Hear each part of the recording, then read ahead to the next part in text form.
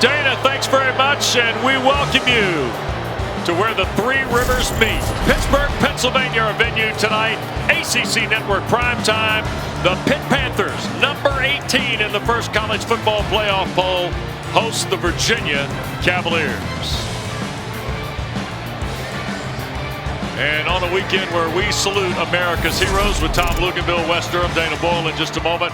And we thank those of you that have protected the freedom of this country and those that are currently doing so as well. And we welcome you to an interesting day in the ACC. And we get the nightcap tonight because starting at noon today in Atlanta, a little bit of upheaval was created, Lugs. And now all of a sudden we can show you these updated standings after Clemson's win in Blacksburg.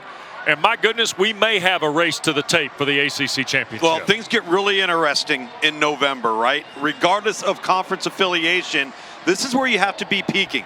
This is where you have to be playing your best football if you want to put yourself in the race towards the end. So as these standings, we take a look at them here. You look at those records down the stretch. Who was helped the most by today's outcomes? Well, SMU had the best bye week of any team in America. No doubt. And they get Boston College next Saturday in Dallas. Pitt and Clemson play here next Saturday. That's a big game. Miami has a bye week before they finish with games against Wake Forest and Syracuse. So what's all that mean? Well, Pat Narduzzi, whose team did not have a great Saturday night in Dallas, now has a chance. So you're saying there's a chance. We are. And Eli Holstein's going to be a big part of the chance. It begins with the offensive line and Eli Holstein and what he brings to the table when it comes to the automatics, meaning you got to make the automatics automatic. He did not do that last week. You take a look at this first throw right there into the dirt, an easy pitch and catch. Gets back, good protection. He's got the throw in the flat, but he doesn't take what the defense gives him.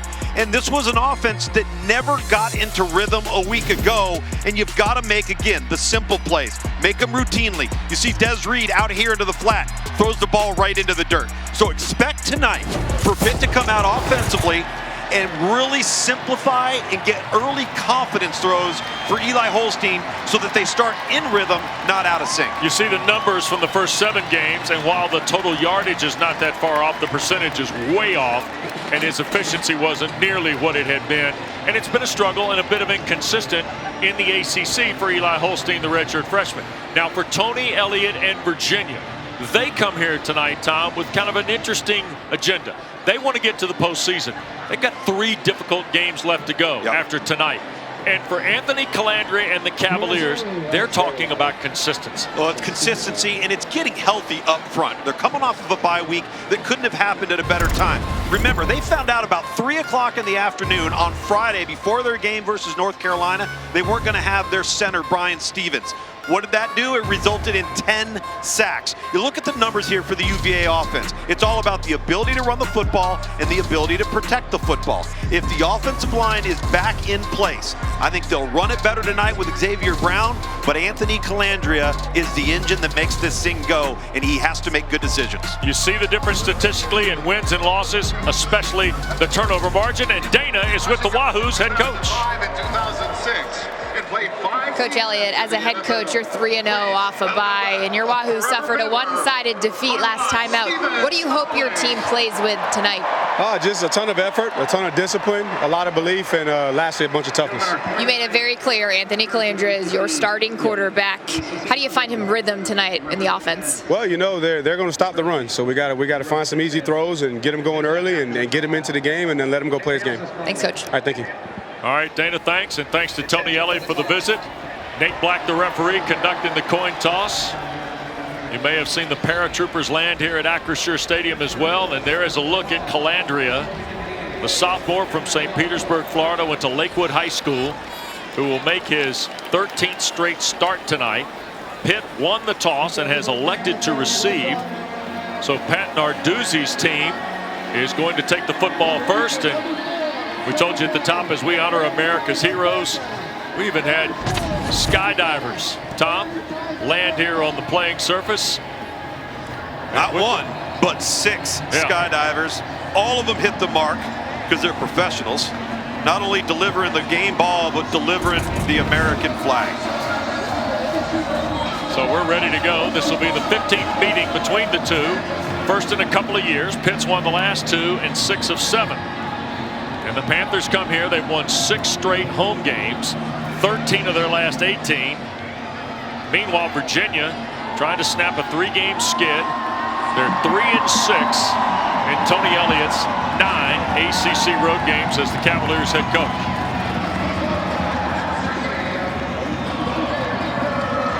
And you see deep. Pitt has put Tyreek Robinson, who we saw last Saturday night in Dallas, rip off a 35-yarder. That's Robinson, number 24, to the far side. And to the near side, they have plugged in Derek Davis, the running back.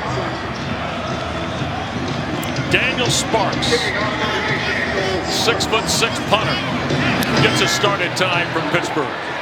And this will be Robinson off the far side. Hits the 15 and out across the 20 goes the freshman Tyreek Robinson. And here comes Eli Holstein, Tom, and the Pitt Panthers. Eli Holstein, former 5th-ranked quarterback in the class of 2022, originally signed with Alabama. A huge pickup in the transfer portal for these Panthers. He's gotten off to a terrific start. And here tonight, what you're going to expect to see, at least early on, is they're not going to shift. They're not going to motion. They're not going to do as much pre-snap because they want a clean picture for Eli Holstein to gain some confidence and to get into rhythm. That's Reed out of the backfield. And we get a whistle. And right off the top, here's referee Nate Black.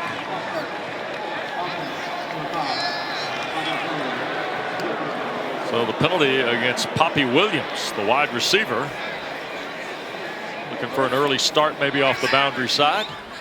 Well, it just frustrates you so much. You're coming off of the sideline as an offense. You're not huddling and you line up. You know exactly what the play call is. There's no excuse for a pre-snap penalty there. Now you're backed up. It's 1st and 15.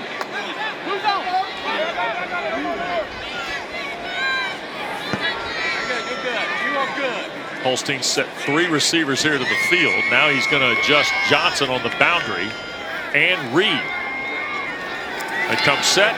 Here's the 1st and 15 look, and Holstein is going to slide out, pick up by maybe back to the original line at the 21, ahead of Trey McDonald, the linebacker, who was lurking.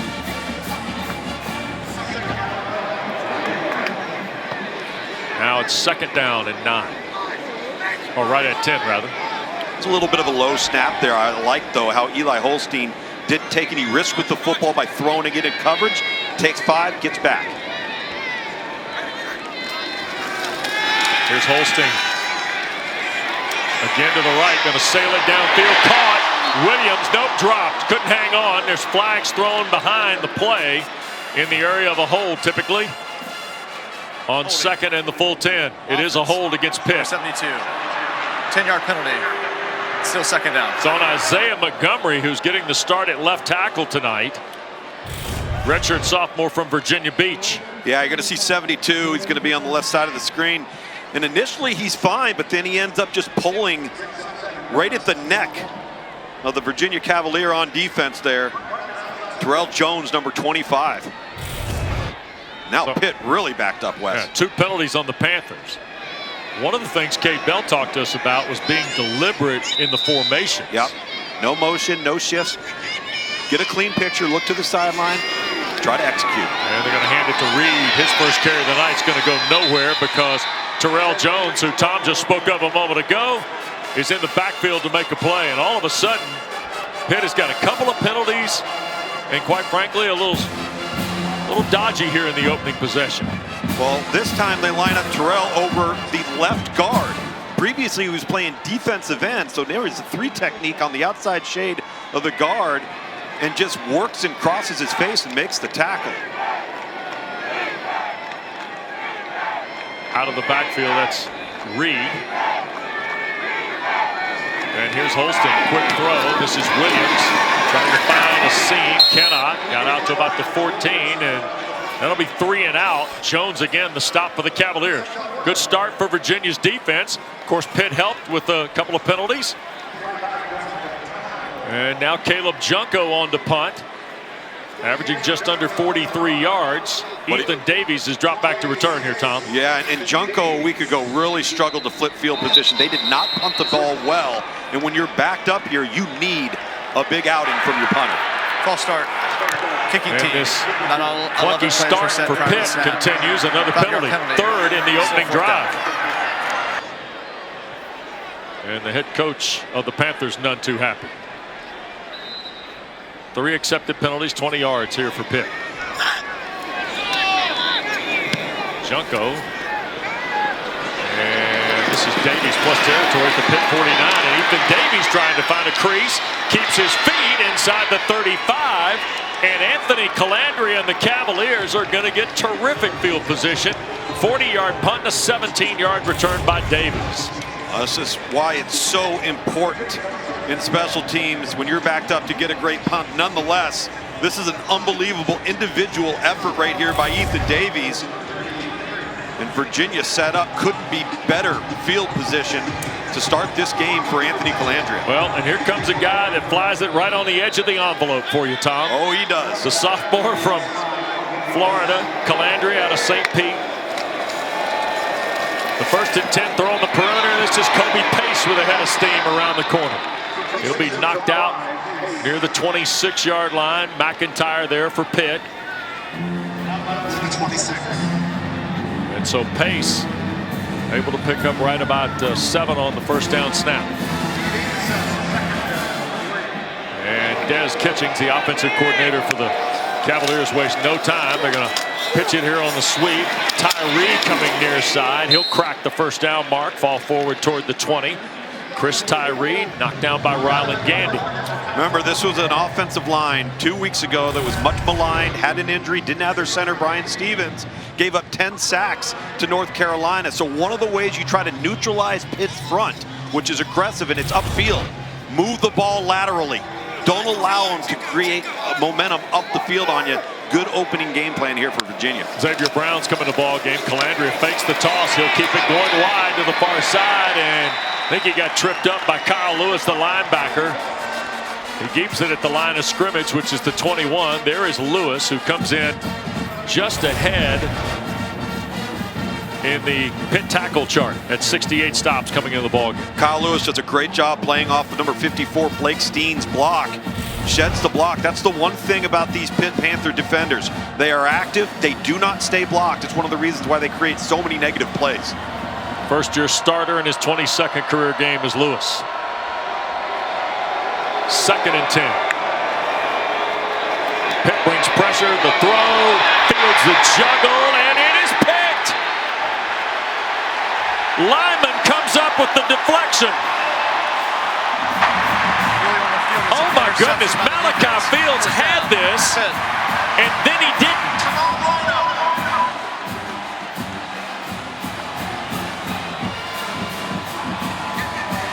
Look at this. First interception for Tamon Lynam.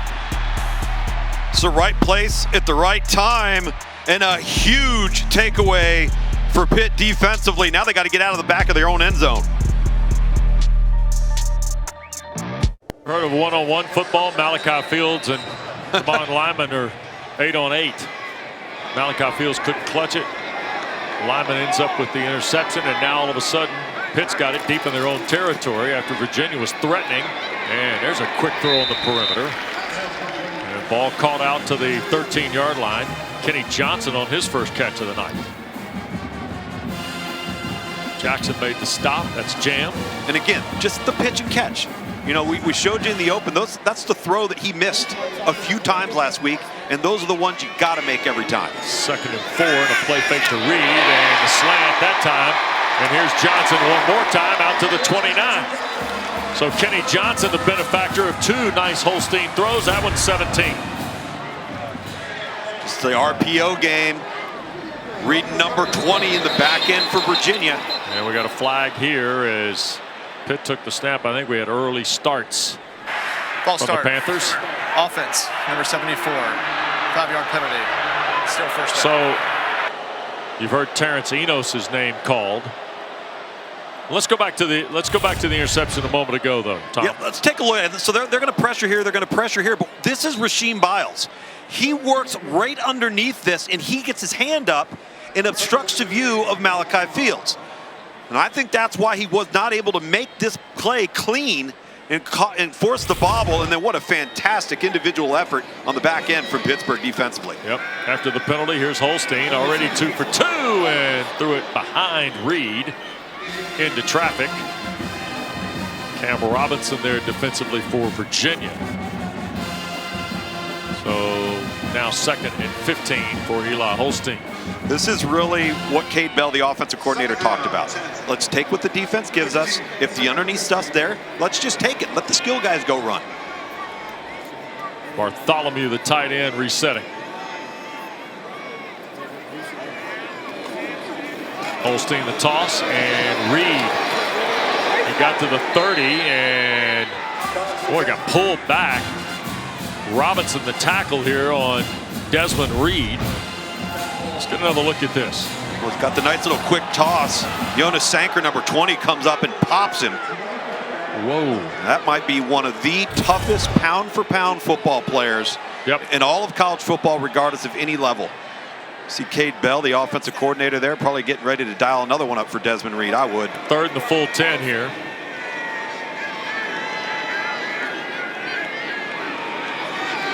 The snap, Virginia bringing 4.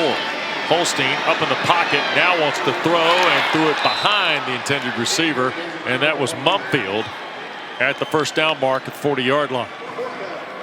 So a little better. They move it off the goal line deep in their own territory, but still not as smooth as Cade Bell and Eli Holstein want. No, and you got to stay out of 3rd and 10. You got to stay out of 3rd and 7+. That's not the recipe for success here tonight. And they know that. They've also got to start taking a few shots downfield, too. Punt from Junko. Davies waits. Inside the 25. Flag thrown. Post kick and a tackle made on the punt cover by the Panthers. Right around the 20-yard line. They get Ethan Davies on the field, but a 48-yard punt from Junko as Cruz Brookins made the tackle. Here's Nate Black. During the kick, holding, receiving team, number 9. 10-yard penalty from the end of the kick. First down. Well, that'll back Virginia Timeout. up. Inside, it's 15. Tony Elliott's 2nd possession in a scoreless first quarter tonight. As we continue from Acrisure Stadium on a terrific night in Pittsburgh.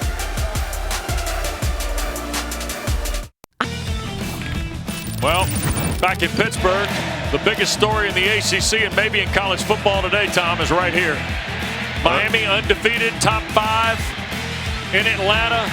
The corner of Techwood, Bobby Dodd, the final play. Cam Ward tries to flush the pocket. Romello Heights stripped him of it. Vic Vandenberg fell on it. And old number 70 celebrates on the field he played on. And that opens the door for Pitt. But Panthers win tonight. Got to beat Clemson at Louisville. And you see the remainder of their frame. Here's a give, and this is Xavier Brown. We heard he might be a big piece of the run game. He is for 13 yards there to start the drive. Tackle made by McMillan. Well, he gives this offense the one thing they've been lacking. That's explosive plays on the ground. Kobe Pace is your pounder, but Xavier Brown's the guy that can cut loose and break off the big chunk yards. And they're going to do it one more time. Into the stack goes Brown. He'll get a yard on the play. So as we told you at the top, the loss by Miami opens the door for Pitt, opens the door for Clemson. SMU, America's best bye week. I mean, didn't play. Yeah. Last week it was Colorado's America's best bye week. This week it's SMU. Absolute. 2-by-2 look here for the Cavaliers, 2nd and 9. Calandria, far side throw, catch is made, and Virginia going to get a first down. And the catch is made by Andre Green Jr. Just his 7th grab of the year, playing in his 20th career game. Well, there's another one of those 6-man pressures that I talked about that Pitt loves to employ. That time Virginia ready, had it manned up. They had it picked up completely, clean pocket. Anthony Calandria makes a very decisive choice. A fresh set of downs. 10-yard throw for the first down. Pace has come in to spell Brown. Calandria, another play fake. Ooh, wanted the deep shot. Now will come back and throw it away. Pressure coming from Edwards.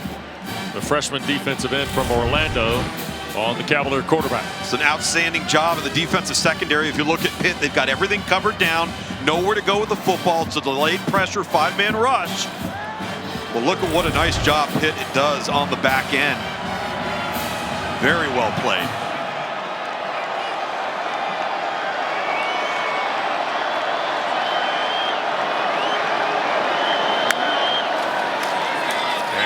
To Pace, trying to get left side. Kobe Pace with a flag thrown here in front of the Pitt bench.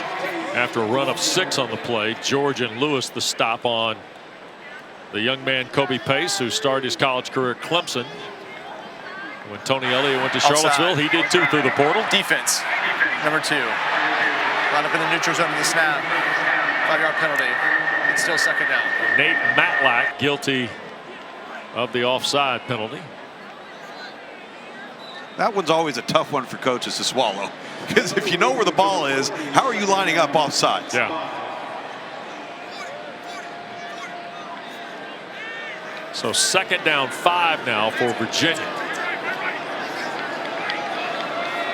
Pat Narduzzi doesn't like that 5 penalty 30-yard number. I can promise you that. Not even out of the first quarter. Right. Here's the throw on the perimeter. This is Pace the catch. Blue shirts are chasing, and Kobe will sneak out to the 42. George was there, and McIntyre for the Panthers. Look at Tyler Neville, the tight end, and he's going to block number 9, Kyle Lewis, for Pittsburgh, and he just handles him throughout the finish of the play. And that's what you got to have. If your pass game on the perimeter is going to work, you better have some people that are going to be able to hold those stock blocks at the point of attack. That time, outstanding job by Tyler Neville. Feels like a big third down for Virginia here. You bet it is. Cavaliers, a lot of movement here. Look at how many blue jerseys are up near the line of scrimmage. Here comes Green in motion. Snap to Calandria's got to make a quick throw. Does. That's Fields. First down for the Cavaliers as it's measured to the 47 ahead of the McIntyre tackle. And Malachi Fields, who played his high school football 4 miles from Scott Stadium. Tom, he is as good a receiver as maybe college football's got that you may not know nationally. Absolutely, and he is a monster. Really good job there, just settling in the void, underneath in the zone, getting past the line to gain, and a little pitch catch there with Anthony Calandria. But he is definitely the guy you want getting off the bus first. 118th catch of Fields' career. Here's a reverse, bringing it back here to the near side. Tyree looking for a block. Look at Calandria trying to help him as he gets shoved out of bounds into the Panther bench by McMillan. Well, they're going to offset the handoff here with Kobe Pace. Going to flip it right back around to Chris Tyree, who will be the fastest player on the field for Virginia. And there's Anthony Calandria and a host of Virginia blockers. A little creativity and a nice drive being mounted here by the Cavs. Calandria looking to help somebody. So 13 yards on the reverse for Tyree. A little bit like Pitt, Virginia's starting to be very deliberate in their approach here offensively. Off the play fake. Near side throw, offline, intended for J.R. Wilson, who had his first career touchdown a couple of weeks ago against Carolina. Ryland Gandy covering for Pitt. Whatever adjective you want to use for Anthony Calandria, grit, toughness, moxie, savvy. All of them. All of the above. Yeah. That's why he's out there leading the charge on the end around, is the lead blocker. Listen, if there was a fist fight going on somewhere, he's probably involved in it. He's just got that type of mentality, and I think he's one of the reasons why his leadership traits are so strong for such a young player. Second down 10. Going to hand the ball. This is Pace. Flags thrown as Kobe Pace breaks the 35. Pitt there. Brandon George, Donovan McMillan again. You can see why McMillan and Lewis are battling for the tackle lead at Pitt. One of those two seemingly around every snap. And Nate Black's been busy here early. I think this is on Virginia. We'll see. Personal foul. Chop block. Offense. Number 52 and number 77. 15-yard penalty. It's still second down. Dana, it's on Boley and Josie off the Cavalier left side. Well, Tom mentioned it about Calandria's toughness, but how about his resiliency in the last time out where he got knocked up, he got back down, and Tony Elliott said it's really hard to evaluate a game like that because he's getting hit so much. And Randy Bates, the defensive coordinator for Pitt, unprompted in our meetings this week, mentioned how tough Calandria was. He just keeps getting back up, and he's not very big.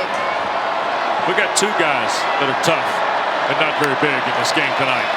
Here's Calandria with the pressure coming, and the Panthers will get there. Isaiah Neal.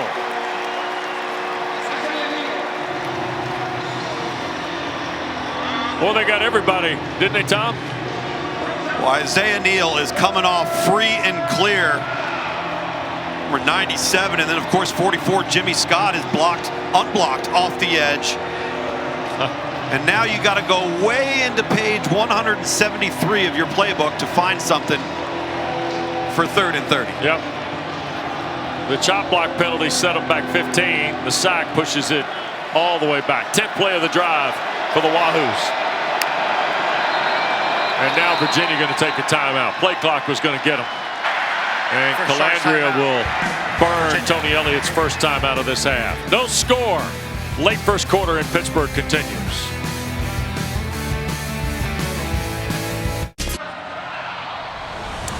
Well, we're putting a cap on Week 11 for you, but Week 12 in the ACC will start our coverage at 3:30 next Saturday on ACC Network.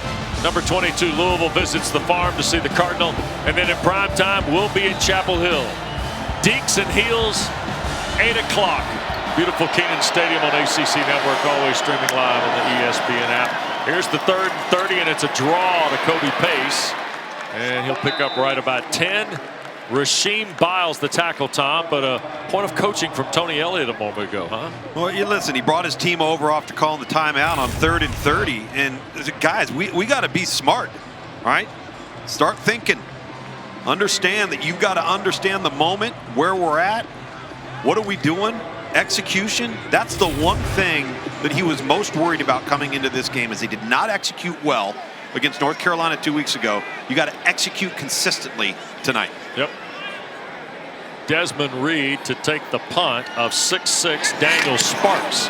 Oh my, that's partially blocked, and it hopped right into the Pitt bench right around the 35-yard line. Did somebody get a hand on this? Or did Sparks just miss it? 16 yards on the punt for Sparks, who was averaging 44.5. Initially, I thought, no, he just shanks this. Yep. Keith Thompson was close. Yeah, they were. But no, this just goes off the foot horribly. And if you're Tony Elliott at Virginia, you're figuring, all right, we ran the draw, we got ourselves to around midfield, and now we're going to be able to put Pitt and back them up with a long field. You like a shot play here, Tom? I think it's a great opportunity for one. Haven't seen one yet tonight.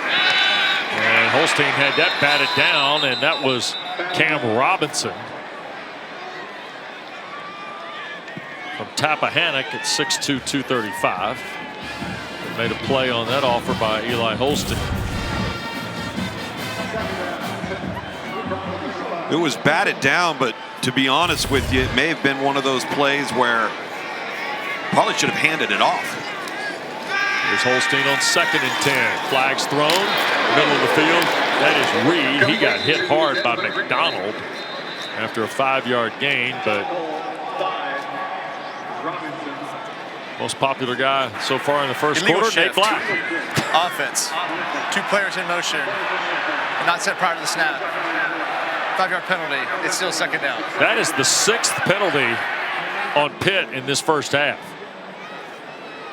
for 35 yards, and Cade Bell is looking at the sheet and shaking his head going, oh boy. Well, he's constantly looking at the column that says 2nd and 7+ and 3rd and 7+, and that's not where they planned on being tonight. And for a team that didn't want to have a lot of shifts and motions early, that penalty is 2 people moving at once. That's Mumfield.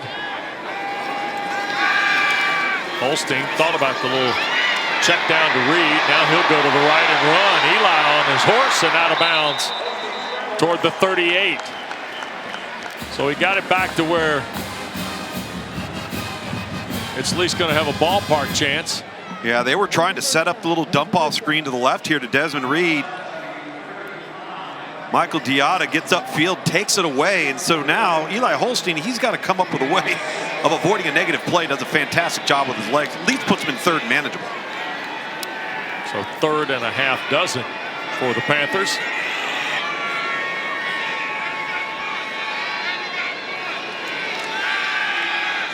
Wants to throw. Here's the pressure and incomplete. Fired it up the line. Cam Butler was the guy that reached Holstein, though, to force the errant throw.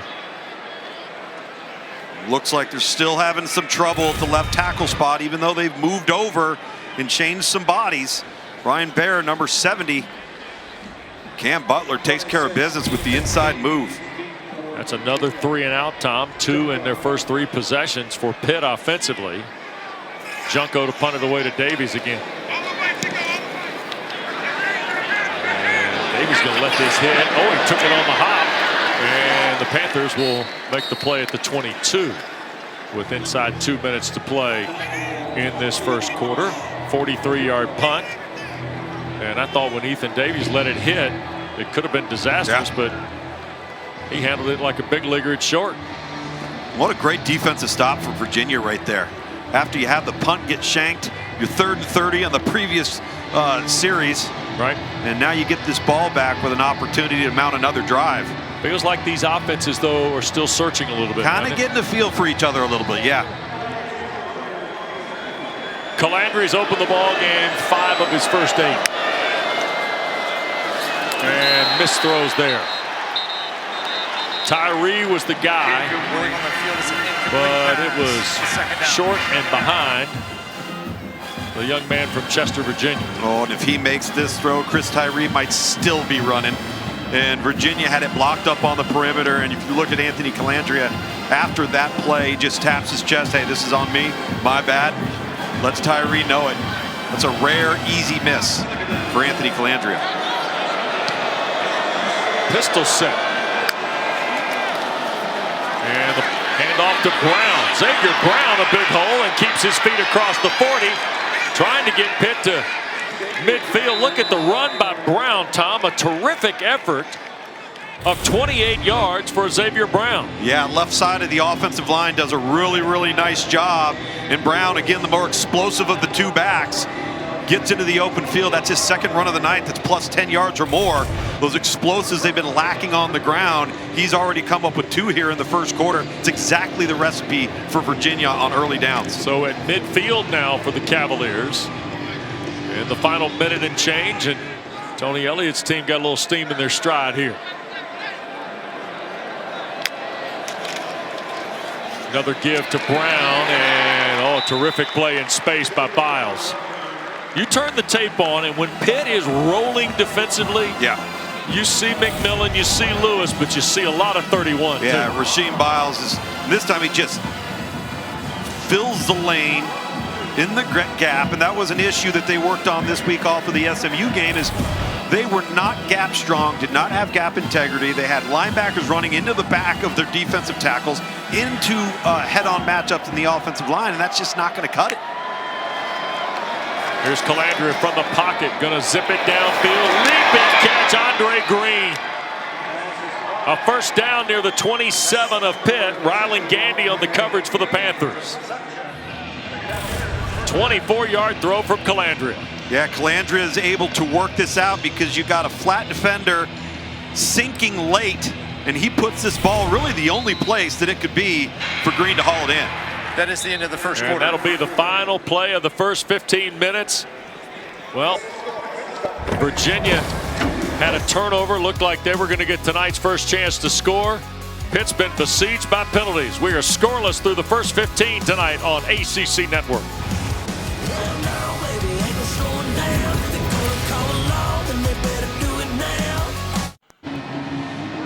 We go to quarter 2 tonight at Acrisure Stadium in Pittsburgh. Scoreless with Virginia and Pitt. The Sharks are out. And they're on the field technically. Here's Virginia, another reverse. And now Harrison's going to throw. Calandria the catch! Inside the 5, it's 1st and goal. Cedarian Harrison just lobbed it 26 yards to Anthony Calandria, and it's 1st and goal for the Cavaliers. This wasn't a lob. This was an absolute dart, Wes. This was one heck of a throw for Cedarian Harrison as Virginia here quickly hurries up to the line of scrimmage. Cedarian Harrison, who had 2 catches at Clemson, 3 on the year, now has a completed pass. 1st and goal, little soft toss. Brown scores. Xavier Brown into the end zone. His first rushing score of the year, and Virginia on the board first here on the 2nd snap of the 2nd quarter. Illegal substitution. Defense. More than 11 players on the field at snap. That penalty decline. Result of the play. Touchdown.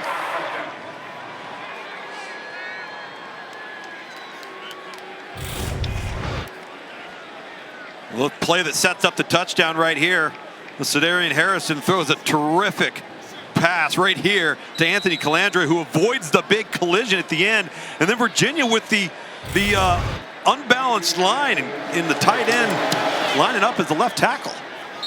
1-yard run for Brown. Point after is good. Cavaliers 7, Panthers nothing. All right, draw it up for me here, Coach, because Cedarian Harrison from McCormick, South Carolina, gets it to Calandria. Well, he's going to come right back over here, and they're going to clear out through here. And once this gets pitched off right there, you can see Calandria just leak right on out here. And off we go. But in order for this to work, you got to have the inside release of the top receiver clear out and create that space down the sideline right there. And what a wonderful throw. If he lobs that ball up, the Pitt safety's got an opportunity to get over there, jump in front of it, and make a play. But because he had just enough zip on it, Calandria makes the catch, avoids the big pop. And again, I like the unbalanced line, the ability to run the football down there quickly. They have the personnel on the field really fast. Virginia, impressive drive for the Hoos. 7-0 Cavaliers. Tyreek Robinson will wait on the kick. And the former high school quarterback shines, setting up Virginia's first touchdown. Here's Robinson, runs into a fray and tried to reroute and ended up giving a couple of yards back. So Pitt's going to start deep in its own territory at the 10. Tony Elliott, put a little star by that play. So Tony Elliott taking notes. Pat Narduzzi taking notes. Tell you what, I don't know what kind of NIL coaches get. If I'm Sharpie, I'm sending pins all over the country for those guys, Tom. No question. Better send us some paper, too. Yeah. Daniel Carter's coming the ball game. Off the 10. Here go the Panthers. Holstein, Bartholomew the catch. He had 5, and it'll stay 5. Tackle made by Kempton Shine. Out of the secondary for Virginia, who's starting for the 34th straight game here tonight. Easy pitch and catch right here, but Bartholomew's going to look at this on tape and should have just got upfield vertically, even if it would have got you just 1 extra yard. First catch of the night for Bartholomew, who's now got 13 in the last 4.5. And Carter taken down behind the line. That's Dorian Jones, transfer from Cincinnati, who started his career in Louisville. Tackle for loss for Jones. Virginia's getting contributions from their depth defensively in this first half too. Well, they are, and they're also penetrating. They've been very disruptive. They've played on Pitt's side of the line of scrimmage, as once again for the 2nd week in a row, Pitt has not been able to get anything going on the ground. Carter comes back toward the formation here for 3rd and 7. Holstein to his left and threw it into traffic. Cam Butler got a hand on it. Ball intended for C.J. Lee. And the Partisans here not happy. Pitt's gone to 0 of 4 on 3rd down. And that is their 3rd 3-and-out in the first 4 possessions. And you get a look at James Jackson, who's not playing tonight. But he may have the sweats on, but he's also got the gear on. Davies will field the punt, and a prompt tackle. Nice punt cover here by the Panthers to get downfield. And Lyman, who's got the interception for Pitt, makes the play. off the Junko punt. 7-0 Virginia. Early quarter 2, Cavaliers in front. Don't forget, after the ball game ends tonight, ACC Huddle After Dark, complete wrap-up of all the action from around the Atlantic Coast Conference today. Highlights, analysis, interviews, players, coaches, more. They'll have you covered on ACC Network and the ESPN app. Off the punt, Cavaliers with Brown, who had the big run that ultimately led to the touchdown. Gets him 5 on first down before Braylon Lovelace makes the stop.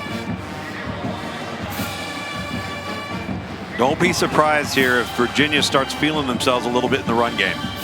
And then all of a sudden, handoff, shot. Yeah. Des Kitchens, the offensive coordinator with Tony Elliott. Friends for a long time, coaching peers. Now on staff in Charlottesville. And here's Brown near side. We had a chance to spend some time with Des before the game, and he was talking about the workload for Xavier Brown, which he has delivered. Yeah, absolutely. Here in this first half. And he also talked about the growing process of who they are offensively. And I thought that, Tom, to me, that was 5 minutes that speaks to the job they're having to do in terms of the build in Charlottesville. Oh, and they know how much the upfront component of it is what drives the engine. And they've certainly shown, like the 2 weeks they had off have really improved them up front. Yep. Here is Brown again. And he'll flip over to the 43-yard line. Matlack to stop. I mean, they're on the ground here, Wes, and it's 4 yards or more a pop. Yep.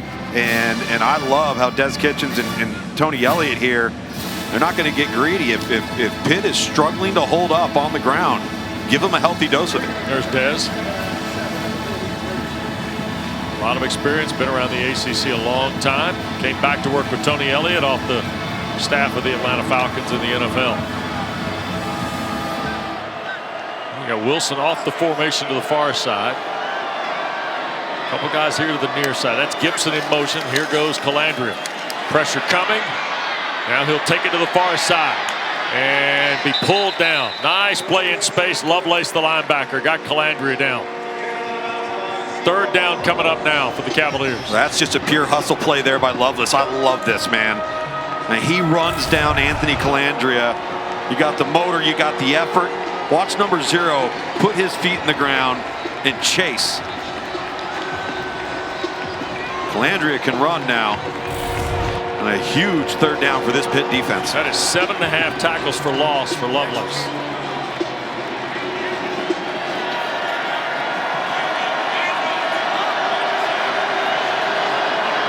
Third and long for the Cavaliers. Calandria flush to his right.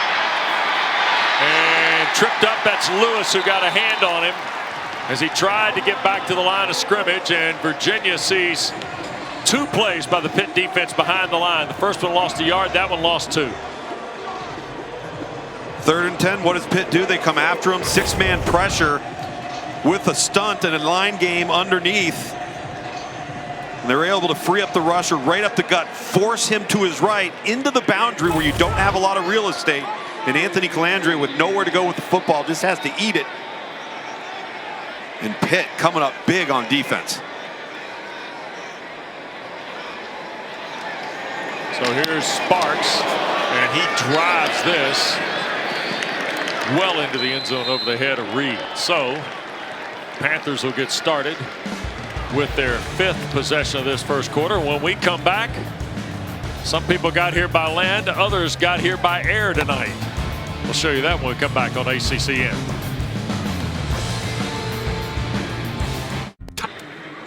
We welcome you back to Acrisure. 7-0 Virginia, and we had a parachute group that was helping us salute America's heroes before the ball game tonight, Tom. And you know what? Who says we can't capture video? That's what it looked like from the ground, kids. But guess what? Look at that. We spared no expense here on ACC Network Primetime. How about this landing, huh? It's probably done with an iPhone. Man, that's amazing. It is. I'll tell you what, though, man. The hair on your neck stands up. Hair on your arm stands up. Yep. It's unbelievable. Yep. Thank you guys for allowing us to be part of your ride tonight into the ball game. First and 10 now. Holstein and the Panthers kind of been fighting themselves a little bit, and a stingy Virginia defense, and the Cavaliers make a play. Robinson got all the way back there to get Eli Holstein on the ground. That'll be a loss of 6. So what is a very frustrating first quarter, and now into quarter 2 for Pitt offensively continues. What an unbelievable play right here. He ends up getting blocked by Desmond Reed and then jumps over and makes the tackle on the feet of Eli Holstein. Watch this play. Wow. What a way to finish, man. 42 yards of offense here for Pitt, 35 in penalties. Holstein holds the ball and then hits Johnson out at the 24. So it'll be 3rd and 6. Jonas Sanker, first time we've called his name tonight, the terrific safety for Tony Elliott's club, makes the stop. And Elliott told us this week, easily the most consistent guy. No question. On their football team. Senior from Charlottesville. Here's the 3rd and 6 for Pitt. Still looking for their first conversion. Holstein going to keep it. He'll get the first down. Falling across the 30-yard line. Jones hit him. But he lands at the 32, and the drive continues.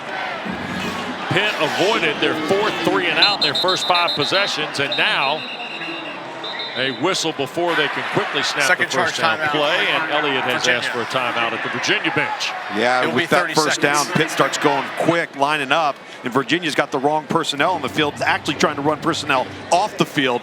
Smart, heady call there from Tony Elliott. Tom, give me at least what we've seen so far. I know what Cave Bell talked with us about yesterday, being deliberate, being more confident about what they were doing offensively, seeing a still picture, if you will. Yeah, I don't know if I've seen the decisiveness that I thought it would create for Eli Holstein. He's hit a couple of gimmies right in front of him, but he's also held onto the ball a little bit longer than I think they'd like him to, which has allowed what has really just been a 4-man pass rush, with the exception of number 5, Cam Robinson, coming up through the off the edge as a blitzer.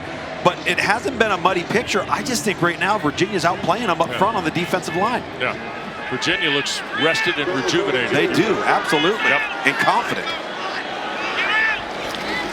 First and 10, here's the throw. Bartholomew couldn't clutch it. There was coverage out there by Micah Gaffney, but that was Gavin Bartholomew's play to make. No doubt. This is a long throw, but also a very accurate throw from Eli Holstein, and this time he is very decisive in getting the ball out of his hand, and I don't know how Bartholomew loses sight of that football. Goes off the top of his head. 2nd and 10. So 2nd and 10 after the miss there. Cavaliers bring 4 again. A little crossing route. Mumpfield can't hang on. That was Gaffney again, I think, raking it out on Konate Mumpfield. And now all of a sudden 2 snaps, and it's 3rd and 10 for the Panthers. Both the tackle spots, 70 and 72, are just getting put back on skates. If you look at both offensive tackles, and pushed right back into the lap of Eli Holstein. Got to firm up those edges if you're Pitt tonight. Just 1 for 5 on 3rd down.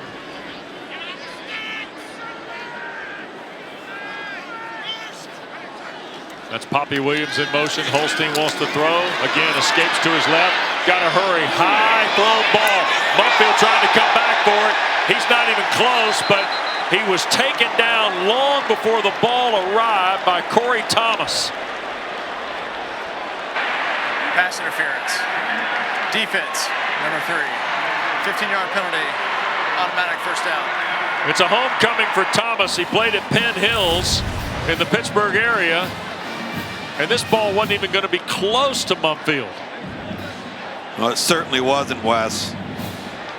And that's a throw, and he's saying that's on me because that was an ill-advised throw that was helped out by a very fortunate pass interference penalty, but that ball is likely a turnover. 3rd penalty on Virginia for 40 yards. Here is Desmond Reed, who's had a very quiet first half. He gets 8 on 1st down before Robinson makes the tackle. Not to say they've gone away from this powder keg at 5'7" and 175 pounds from Miami Gardens, but he's had a big impact. And there's a 2nd down throw for a quick catch. Shine makes the tackle on Konate Mumpfield at the Virginia 33. And all of a sudden, here's the Panthers' offensive rhythm. Notice the difference. You get that one big run on the ground, hurry up to the line of scrimmage, snap the ball, and the ball's out of the quarterback's hands. And Reed will get it again. Pick up 3 on the play. Cavaliers make the tackle on Desmond Reed. We told you we got 2 tough guys in this game, both well under 6 feet. Anthony Calandria, I think they list him actually at 6 feet. Desmond Reed is listed at 5'8" and 175 pounds. With long cleats on. And he is a guy who coaches across the board have told us about his toughness. Here's a throw, long ball, and Williams can't track it. There's a flag thrown at the line of scrimmage. And that ball went right through the wickets on Poppy Williams. This is a fantastic throw. A fantastic throw from Eli Holstein. And you got to make that play downfield. They haven't taken a lot of shots tonight. Holding. Offense, number 70. 10-yard penalty. It's still second down. Ryan Baer playing one of the tackle spots here for Pat Narduzzi. Yeah, they moved him over to the left spot because Terrence Eno, 74, had a rough week last weekend against SMU. But let's take another look at this throw. Drops it right in the bucket for Williams. And Poppy Williams has got to come up with that play. So now, instead of lining up to kick an extra point, you're 2nd and 20. Yep. Day-Day Reynolds and Mumfield to the far side. C.J. Lee here to the near side. Holstein again. Now going to throw. What a catch by Reed. Reach back, grabs it. He's still on his feet. 15-10, first and goal Pitt. Kempton Shine tripped him up just enough to save the touchdown. What a sequence this is for Zero in the blue shirt. How he caught this football is something else as Pitt gets ready to roll. They put the ball at the 9, and here goes Reed into traffic again. Cavaliers gather around. Let's go back to this catch, though, by Reed. Look at this catch as Cam Robinson, number 5, is on his trail, but he turns around with his right hand and is able to secure this ball and then spin around and avoid Cam Robinson, number 5, the linebacker. And then that's what Des Reed does best. Yep. Make people miss in the open field. 2nd and goal, the first real threat of the night by the Panthers.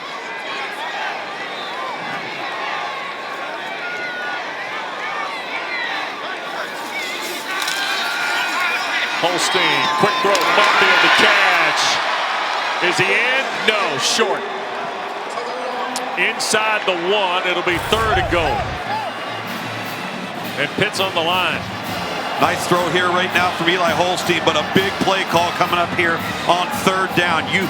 I think personally this is a 2-down territory right now for this offense because they look like they're taking their time. They're going to figure out what they want out of this call. Pitt is taking their time here. 12th play of the drive coming up. I think the Panther fans here certainly thought Mumfield was in. Not the case. And now the whistle blows. Timeout taken by Pitt. First timeout. Pitt. So with 4:52 to go in this first half, I think Pat Narduzzi thought we were going to go under review. We did not, and instead a break in the action.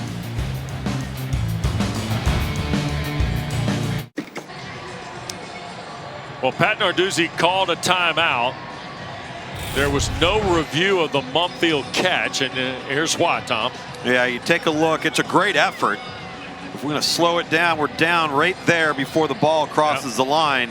It's a good call by the officials, and you saw Pitt kind of slow playing it, hoping that it would get called down from the booth, and instead they had to burn a timeout. See the 2 tights in motion here. They're going to hand it straight ahead. Daniel Carter, touchdown Pitt.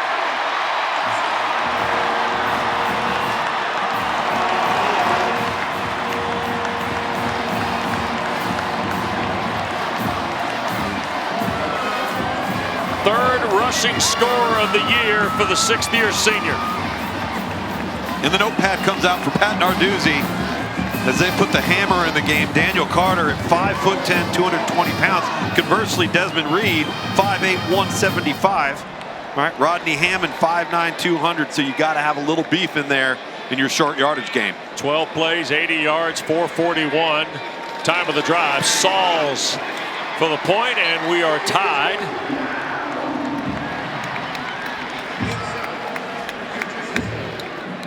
Carter's 9th career touchdown run. A little patience right here, then just lowers his shoulder, gets the pad level low. Well, and the light is on for Cade Bell and the Panther offense, who in their first 4 drives had a total of 43 yards, and in this scoring drive went 80. That drive, though, convinced me that, and I understand they wanted to slow things down. You want to get a clearer picture, trying to get, Eli Holstein in rhythm. I think it's the exact opposite. If this offense isn't playing fast, if this offense isn't on top of the play clock, right, as you take a look at these numbers right here, they're not the same offense. Right. And I think getting back to, all right, we got 4, we got 7 yards, and then, oh, wait a minute, let's line up and get to the line of scrimmage. Yeah. Then we throw it, we get the ball out of our hand quickly. That's their mode of operation. Now, with 4:48 to play, we'll watch Sauls kick it away. And there'll be no return here by the Cavaliers. So on what has been an unbelievable Saturday in the Atlantic Coast Conference, and it kind of started in Atlanta. Once one thing happened, it begets another, right? Yeah, it sure does. So Clemson won at Virginia Tech. Yeah. SMU, America's Best Bye Week. Ponies are off. They play Boston College next Saturday in Dallas. They've had the best because they're undefeated in conference play with the one lone loss to BYU. Now all of a sudden it's on Pitt. It's on Clemson. And oh, by the way, it's on Miami. Despite what happened in Atlanta today, you're still in the mix. Oh, of course they're in the mix. Absolutely. I think really when it comes down to this game here, Pitt's got so much in front of them because of the remaining schedule is the most difficult of all of the contenders. Virginia ball off its 25 here. Kind of keep an eye on the timeouts. And also the way this rolls down, because Pitt has 2 left. Cavaliers have 1 to go. And the 2-minute timeout, Tom. Yep. So 4 potential stops of the game by the clubs. Here's the give to Brown. And Xavier Brown will push it right up to the 29-yard line. He had 171 yards in their win at Coastal Carolina, Luke's. Yeah. That was the first 100-yard game in 5 years for Virginia. Well, that's got to change. Right. Right. And Tony Elliott knows it. Yeah. Tony Elliott knows that for this team to be successful, it's got to start up front. I think they're going to have to make some inroads in the offseason this year in the transfer portal, but they got to be a sound, tough running football team. Here's the 3rd down play. Intercepted. Kyle Lewis.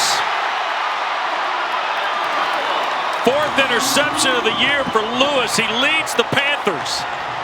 And the Sharks make a play for Narduzzi.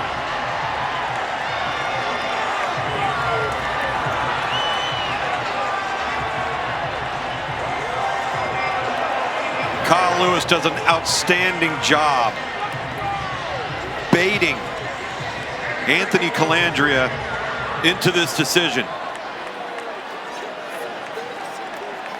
because he just doesn't see him. Off the 24 now for Holstein and Pitt.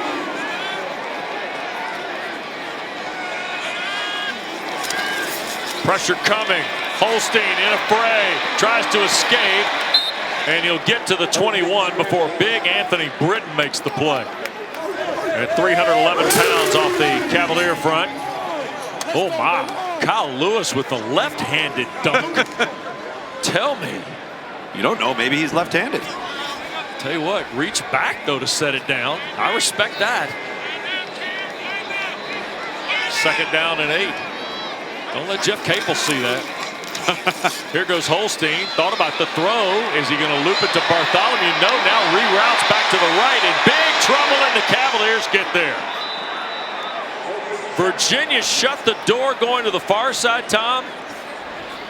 And maybe for a moment, Holstein had to shine a light on a potential play, but Britton wasn't there to have that. He made the play. Well, Virginia does a really good job of leveraging the football outside in. They never let a Pitt receiving target outflank the defender. And that left nowhere to go with the football for Eli Holstein. And what was an interception just 2 plays ago has now turned into 3rd and 12 for Pitt on offense. So here's Reed, who made a big play that ultimately led to the touchdown on the last drive. Seam of the field and threw it behind the intended receiver Johnson, and almost coming up with it was Jam Jackson. So now 4th down, and here comes Sauls to try and give him the lead.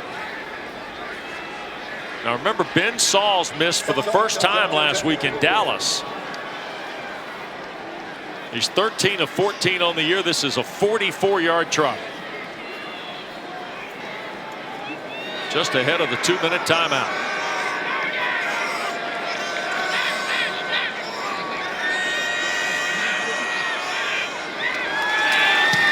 Kick away. And Sauls knocks it through. So we get to the 2-minute timeout here in Pittsburgh, and the Panthers have the lead for the first time tonight on a 44-yard field goal by Ben Sauls. Back after this. Panthers in front for the first time tonight here against Virginia. Great to be with Tom Luganville, Dana Boyle, Wes Durham, our terrific crew. You see our ACC slate next week on the ESPN family of networks. How about high noon here at Acrisure for Coach Sweeney and the Tigers? Tom, off the win in Blacksburg. BC SMU 3:30 kick next week, and we'll be in Chapel Hill. Here's Chris Tyree off the 5. Tyree turned around at the 25, and that'll be that. Brookins the stop for Pitt. Tonight's Food Line, food for thought, brought to you by Food Line. Tom? Well, this is a nice schemed up pressure, and you're going to see Kyle Lewis right here. They're going to rush the end. We're going to rush here. We're going to come around there. We're going to rush. But Kyle Lewis is going to come right here. And Anthony Calandria does not see him because he thinks he's one of the rushers coming off the edge. And he thinks he's got the deep dig route coming wide open. And it's just a nice job pre-snap of changing the look on the young quarterback and creating a turnover. Cavaliers put 3 to the field, 1 to the boundary. And Calandria's first down throw is to Malachi Fields, who will step out of bounds. And Virginia with 1 timeout and 1:48 to play. Now remember, Cavaliers have the ball to start the second half. Yep, that's the big, you got to have, everybody talks about that middle 8, right? Last 4 minutes of the second quarter, first 4 minutes of the third. And here we're going to look at Virginia's going to have both opportunities. Second down, Calandria fires off on the run, a pump fake to nobody, and he'll gear out of bounds at the 32. Hey, don't kid yourself. The pump fake always works. Even if you're 10 yards downfield, for some reason it works. Because instinctively, what are you going to do? You're going to try to jump and block the throw. See, that's that quarterback logic you're putting in. Well, I'm telling you, quarterback math works. You see Calandria, 7 for 12. The 2 interceptions have only cost the Cavaliers 3 points, though. That's Neville, the tight end, in motion. He's been quiet tonight. Quick throw, catch made. Pace got rifled by Lynham. He had the pick in the first quarter and makes a really hard hit on Kobe Pace right there. A little surprised that Pitt maybe didn't call a timeout right here. Preserve some of this clock. Because they're forcing a 4th down. They're going to get the ball back. And they did. Okay. 29 seconds. Okay, so Pat Narduzzi did burn 1 of the 2. I was going to say that clock's running off. This is the opportunity. And Kobe Pace really took a hard shot from Tamon Lynham. And the young man from Cedartown, Georgia, being checked out here. And Kelly Pugh is the Associate Athletic Director for Sports Medicine, who is the Virginia football trainer. And you see Kelly as she helps Kobe Pace off the field. She's one of 4 women in Power 4 football that are leaders of their respective programs. So Virginia's got a long, very successful history in sports medicine, and Kelly just adding to it.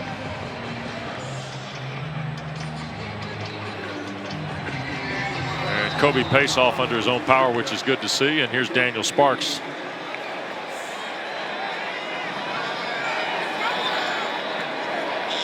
Desmond Reed ran a punt back in week 1 against Kent. There's a knuckleball that Reed fields off the shoe tops.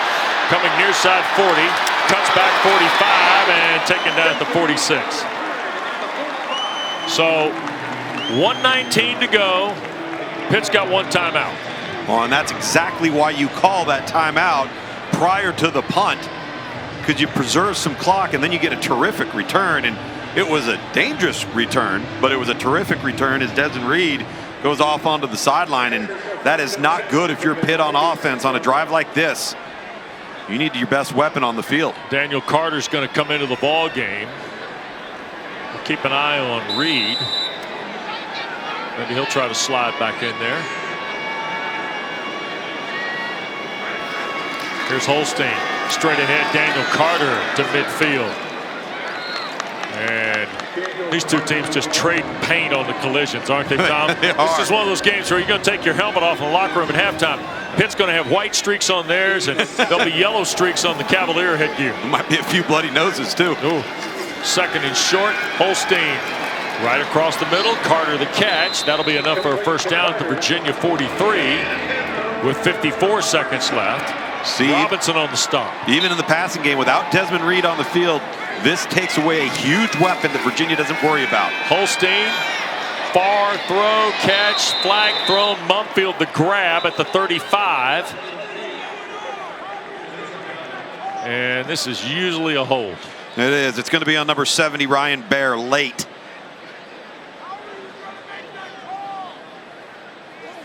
The left tackle moved over from the right tackle spot since last week. He's gone to the left side. Enos was in the ball game on that particular exchange as well. It looked like he's playing left guard. He is. Tom. They've moved him inside to guard after the, he had a rough week last week on the road at SMU. Offense, number 70. There's been a strong player for them on the right side. Figured they were best protected by moving him over. To 45 seconds. Baer, 6'7", 325 from Eastlake, Ohio. He looks like Baer. Yeah, and he gets called for holding. The game clock will start on my signal. Number 82. Reed has come back in the game here after the penalty. Holstein still in the pocket, wants to make the long throw. Poppy Williams, a rolling catch at the Cavalier 30-yard line. Going to hustle to the line here with a half minute to go. And a big play by Williams, making up for that drop touchdown earlier in the second quarter. Snap to Holstein from the pocket, launches toward the end zone. Kenny Johnson incomplete. Lot of hand fighting going down the far side with Kempton Shine. Crowd thought it might have been an advantage for Virginia, apparently.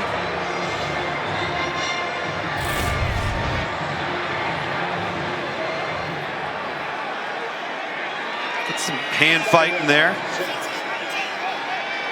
Virginia defender looking back to locate the football. It's good no call. Let him play. So second in the full 10 with 26 seconds to go. Pitt's holding a timeout, as is Virginia. Holstein shoots it back, incomplete. C.J. Lee, I think. Yep. Crossing route toward the 5, maybe the 10. Anthony Britton, though, he's all of a sudden picked up business coming off the Cavalier front. Yeah, you're referencing number 55, starts chasing down Eli Holstein from his defensive tackle spot. In the face of Holstein. If he just gets that ball down to C.J. Lee, that's a catch. It's a tough throw against your body. Now 3rd and 10. Britton coming off what many thought was his best game of the year, Tom, 2 weeks ago against Carolina. Can't take a sack here. You got to be cognizant of your 1 timeout left. Here's Holstein again, center of the field, shoots it for Mumfield, overthrows him. There was plenty of Cavalier traffic behind it. And now we're going to get a look at Ben Sauls, who's got 9 career field goals over 50 yards. This will be inside 50. after the missed throw here. That's 2 back-to-back throws from Eli Holstein that have been high to open targets, the correct read, locating the receiver. He just hasn't put it in a catchable spot. This will be 48 now for Sauls. Already connected from 44. Kick away. And it's good.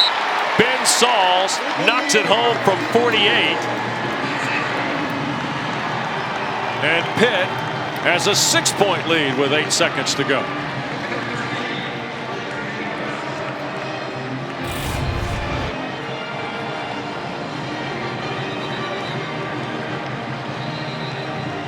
Points have been hard to come by, Wes, this first half, and you'd love to get some touchdowns down there when you get into the scoring position, but you've gotten a takeaway. You've been able to get a little bit of your rhythm back if you're Pitt on offense, and as you mentioned, it's important points right there. Back-to-back field goals for a Virginia team that's getting the ball coming out of the locker room to start the third quarter. 7 plays, 24 yards, 71 seconds on the drive for Pat Narduzzi's team, who's now built a 6-point lead. And 13-7, and looks like Kobe Pace, or no, Cam Robinson, the other number 5, is getting an early start to the Virginia locker room, Tom, after that sequence of plays. So here is Sauls to kick it away. Tyree deep for the Cavaliers, and Sauls going to hang this straight up in the air. Fair catch taken by Brown. And so we'll see if Virginia just takes a knee and gets us to the locker room. Don't forget, we got women's basketball on ACC Network. Coming up Wednesday night, 7 o'clock, Brenda Freeze and Maryland come to the JMA Wireless Dome. Coverage begins at 7 o'clock Eastern Time, right here on ACC Network, streaming live on the ESPN app. Hoops is underway. A couple ball games today. Big Sunday of ACC action tomorrow on the hardwood. And there's a touch of the knee by Calandria. And off to the locker rooms these teams will go. Kind of had a sluggish start both ways. Some penalty flags out there impacting the Panthers. Defenses have both made statements, Tom, here in the opening 30. Yeah, and listen, I think Pitt started to get a little bit of a rhythm there offensively in the latter part of that second quarter, and then came big with the Kyle Lewis interception to put him in scoring position. That's really been the difference in the entire first half. It's been a slugfest back and forth. Yeah, Pat Narduzzi's team, off the disappointing loss last Saturday night at Dallas, have regrouped here tonight, and he's standing with Dana. Coach, last week it was an issue of execution versus missed assignments. How do you best describe the play your team put on the field tonight in the first half? Defensively, I think we've done a solid job. Gave up some early runs. They've done some different stuff like we anticipated they probably would. Stuff we haven't seen. We'll make the adjustments here at half. But offensively, we got to get the ball moving. We got the penalties have killed us all first half. We got to eliminate that crap. Desmond Reed has been a playmaker all season long. How big of a spark was that later in the first half? That was a big one. I was hoping he was going to get in the end zone early, but Daniel Carter ended up pushing it through. Thanks, Coach. Thank you. All right, Pat Narduzzi's team, a 6-point lead, 13-7 here at the break. Time for the huddle and the ACC halftime report. Taylor Tannenbaum and crew, take it away.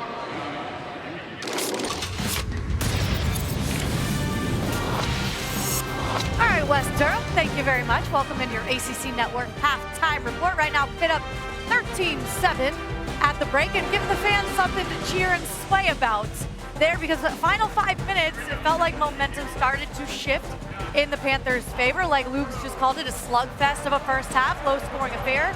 What do you make of what we saw on display on the field there in the first half? Well, for one, it's a very evenly matched ball game. You would expect a lot more from Pitt, but they did get the lead here late because of some turnovers from UVA. Coach Narduzzi said it, they have to stop the turnovers. They're really beating themselves, working against themselves right now, so they got to clean that up in the second half. Yeah, and it's been a good defensive battle, right? You see guys doing different things, flying around all over the place. Desmond Reed continuing to get those touches. He's a really special player. But just Eli to settle down. I mean, there was a couple of dimes here to finish, the half. You get a field goal out of it, but overall, it just hasn't felt like he's been the same guy, Eddie.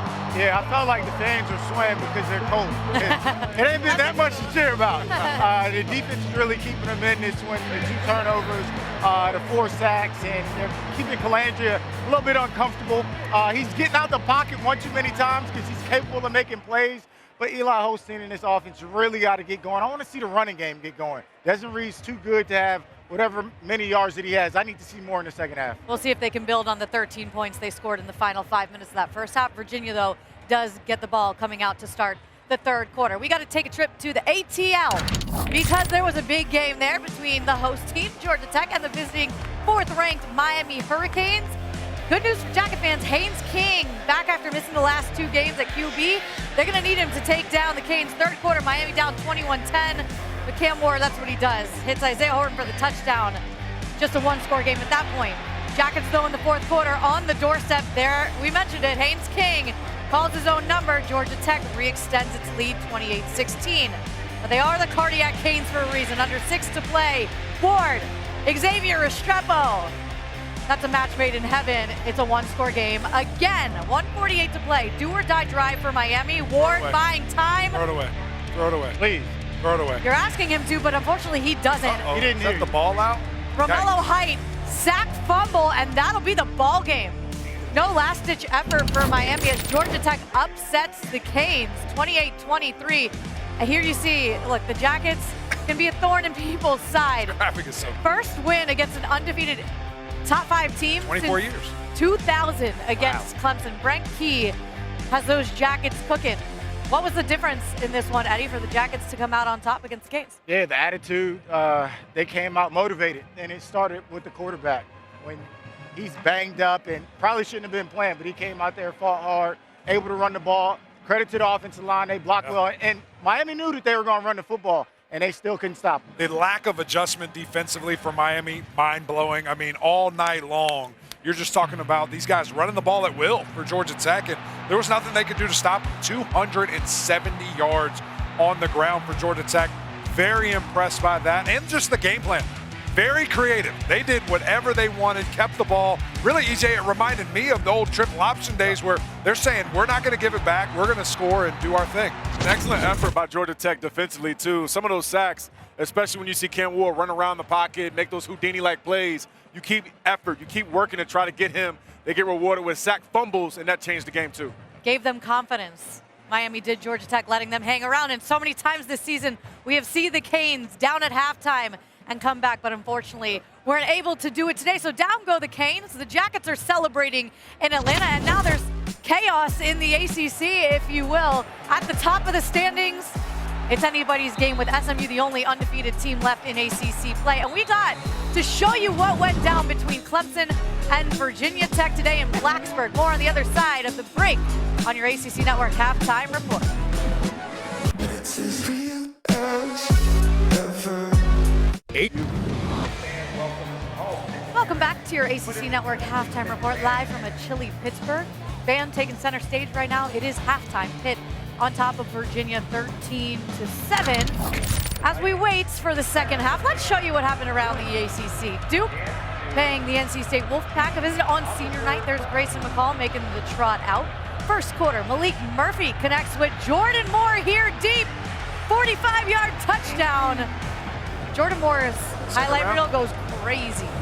12-0 Blue Devils. In the third quarter, game now tied at 12. Murphy runs it in. How about that? 3 yards out. First career rushing touchdown. Yeah. Ground, get upfield. I like that lead. Duke regains the lead, 19 Hey. there.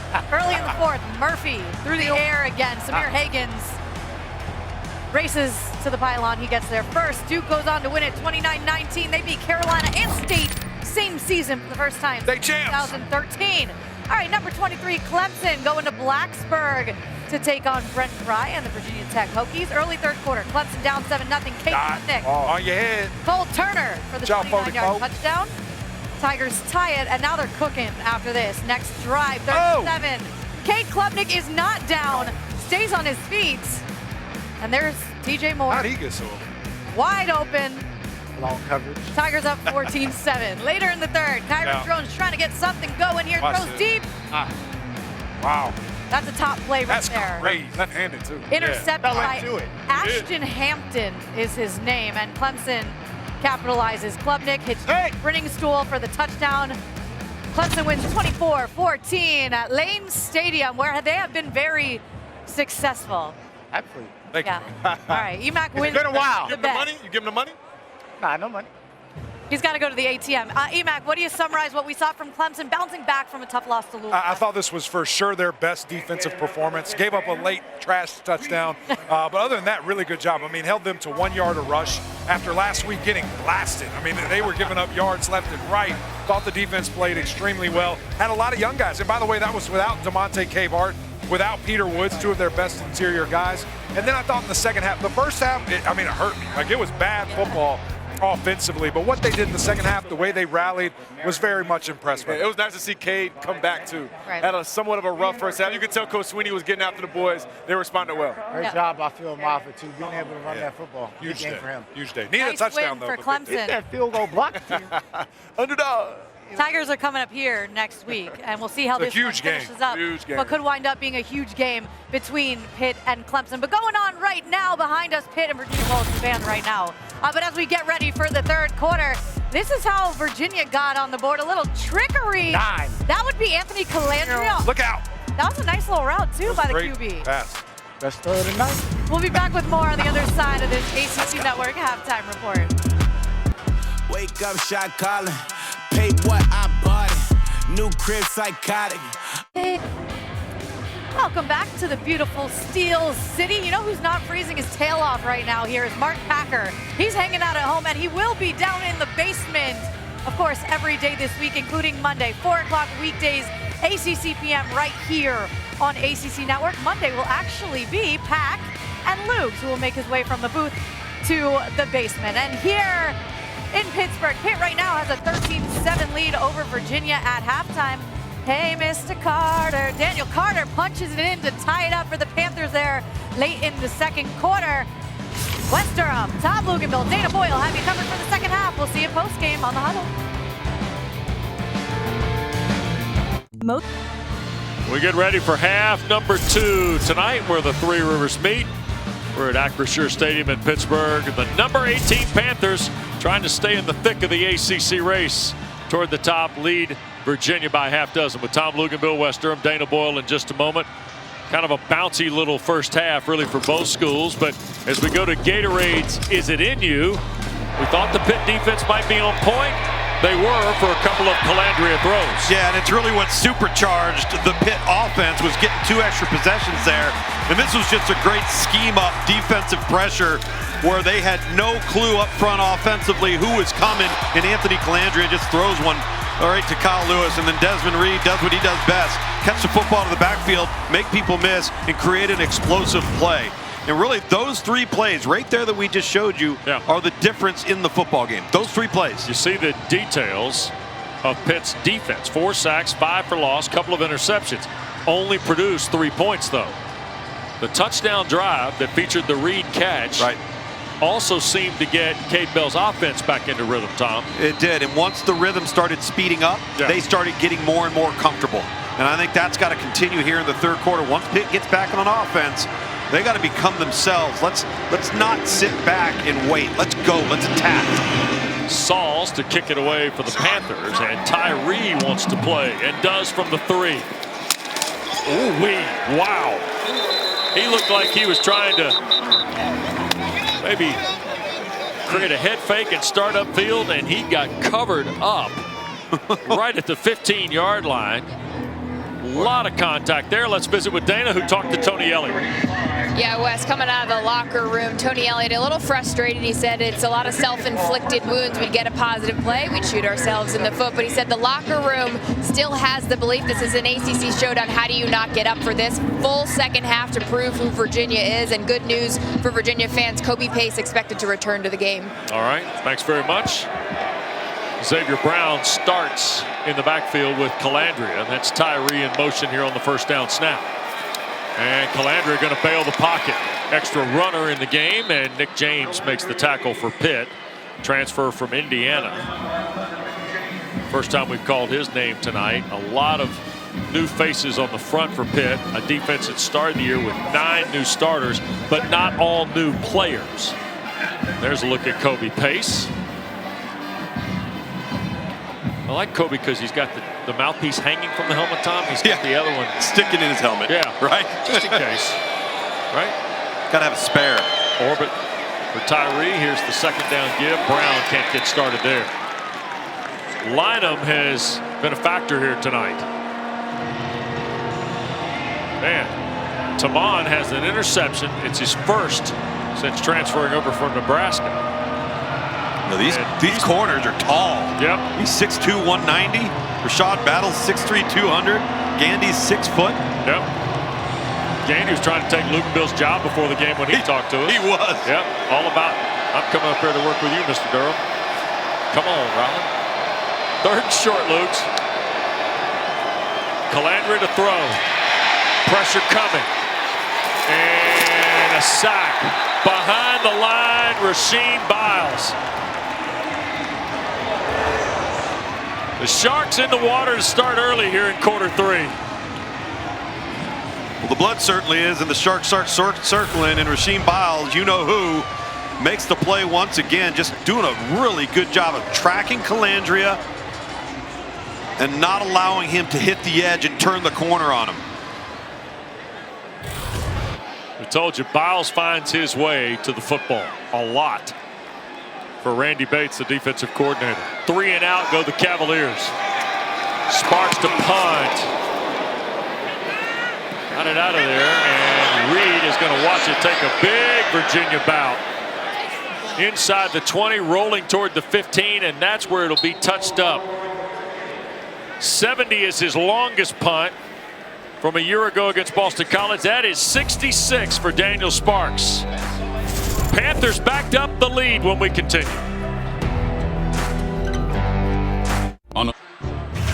Well, since the Virginia touchdown, the Pitt defense has started to surface. Pardon the pun. The Sharks are in the water. Oh my God, we've even got the music. That Shark's cold. That Shark's a cowboy. Oh my gosh. The Sharks are everywhere. Now Eli Holstein tries to back up the good work by the Pitt defense.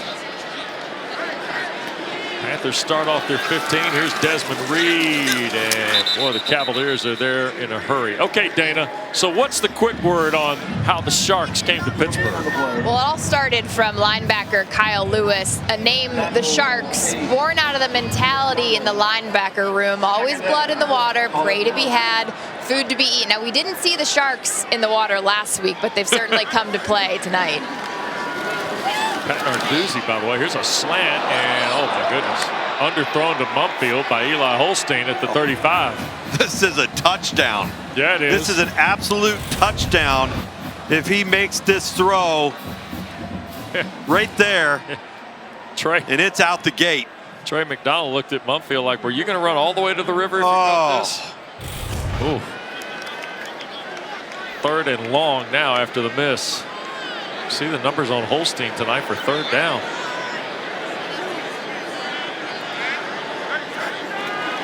Come the Cavaliers.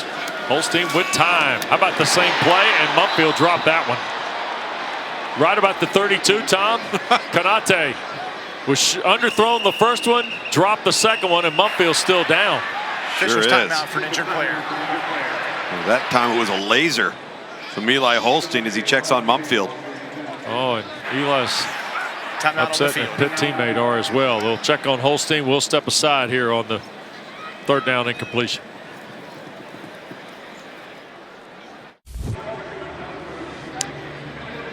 Well, Konate Mumfield was shaken up on the play after the pass was incomplete on 3rd down, and before Pitt punts, they're able to get the young man from Houston, Georgia, off the field. He played at Akron before transferring into the Pitt program, and those are his folks, including his dad, who's in armed services. Master Sergeant Cyprian Mumfield and Michelle, his wife. Thank you for your service, Master Sergeant Mumfield. Thank you very much. Yep. Ball at the 15, so 4th and 9. And boy, what a good looking punt this is from Junko, and Ethan Davies can't get out of the shadow, and he's taken down inside the 25. That is 54 yards on the boot by Caleb Junko. That's not his best of the year, but it's close. Don't forget our Week 12 ACC Network schedule lines up on Saturday, 3:30. out in Stanford, California for the Cardinal and the Cards. That'll be a tricky one. And then 8 o'clock, we'll be in the Pines, Kenan Stadium for Wake and Carolina. Those two have been prone to the shootout, Lukes. Yes, they have. The last few years. So come early and plan to stay late with us on ACC Network. Calandria and the Cavaliers from the 23, and here comes Brandon George. He eludes George and starts upfield, and Lewis angles him out of bounds. How many times have we called Lewis's name tonight? Yep. Whether it's been pressure, whether it's been dropping in zone, tackling, sideline to sideline, speed and effort. Yep. This defense has really gotten back to what got it to this point. We did not see that from Pitt on defense a week ago on the road in the loss to SMU. Kobe Pace, first appearance of Pace in the second half. They're going to hand to Tyree. Nope, Calandria going to keep it and pick up a yard maybe. Jimmy Scott the tackle. Tom, the scenario facing Virginia is this. We told you Pitt's kind of ramped up the defense. Their last 4 drives prior to this one, just 25 total yards. Yeah. Their first 3 drives tonight, 128 yards. Yeah, prior to getting here into the third quarter, it was a tale of 2 quarters. Virginia got off to a hot start in the first, wasn't able to muster anything in the second. Now you got a big third down while Pitt seems to be gaining some steam. And trying to avoid their 3rd straight 3 and out.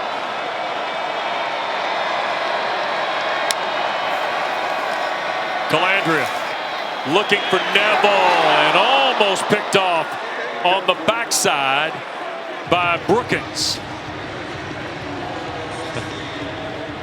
You know that's a magnet number he wears, 12. That was MJ Devonshire's number. Yep. And that guy caught everything.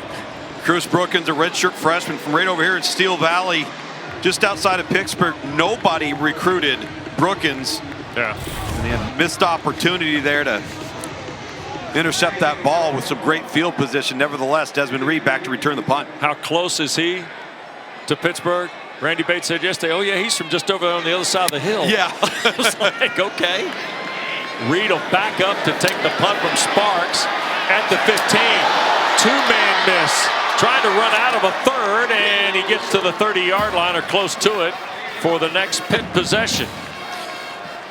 56-yard punt for Sparks after a moment ago having a 66-yard punt and a terrific return there of 15 by Des Reed. This guy's like a jackrabbit in cleats. I mean, he just jump cuts and is so sudden in his agility and his lateral mobility. It's just tough to get a clean shot on him. Also one of the reasons why, despite his diminutive stature, he's been able to remain durable. It's hard to get a direct, clean hit on Desmond Reed. Holstein with Reed. They're going to hand it to 0. And look at there, just knocks 3.5, maybe 4 yards off on first down. All right, so Des Reed, 5'8", 175. That's what's listed, okay? Here's the all-purpose yards per game leaders. Ashton Jeanty, he's going to New York. He's in the Heisman conversation. Here are the guys based on height and weight. Tom. Here's the carry by Reed. That'll be enough for a first down. Let's see if we can go back to the height and weight here. Yeah. Because I want to take a look at the disparity, if you will, Tom. Amarian Hampton. Oh, wait a second. What are you doing? Editing? Officials timeout. And listen, I'm trying to accentuate just how big he plays despite his diminutive stature. But look at the company he's in there. Man, Amarian Hampton, R.J. Harvey, Cam Scatabo, who, by the way, did not play today for Arizona State. Yep. Ashton Jeanty, by the way, is just a terrific football player. Antonio Clary's shaken up, and this is a guy the Cavaliers have tried to get back on the field at health. And the senior from Sandalwood in Jacksonville has, oh my goodness, Virginia fans just, this has unfortunately been a storyline of this 24 campaign for Tony Elliott, is the health of Antonio Clary. Got cleared to play. Wasn't likely to be expected a full 100%. Yeah.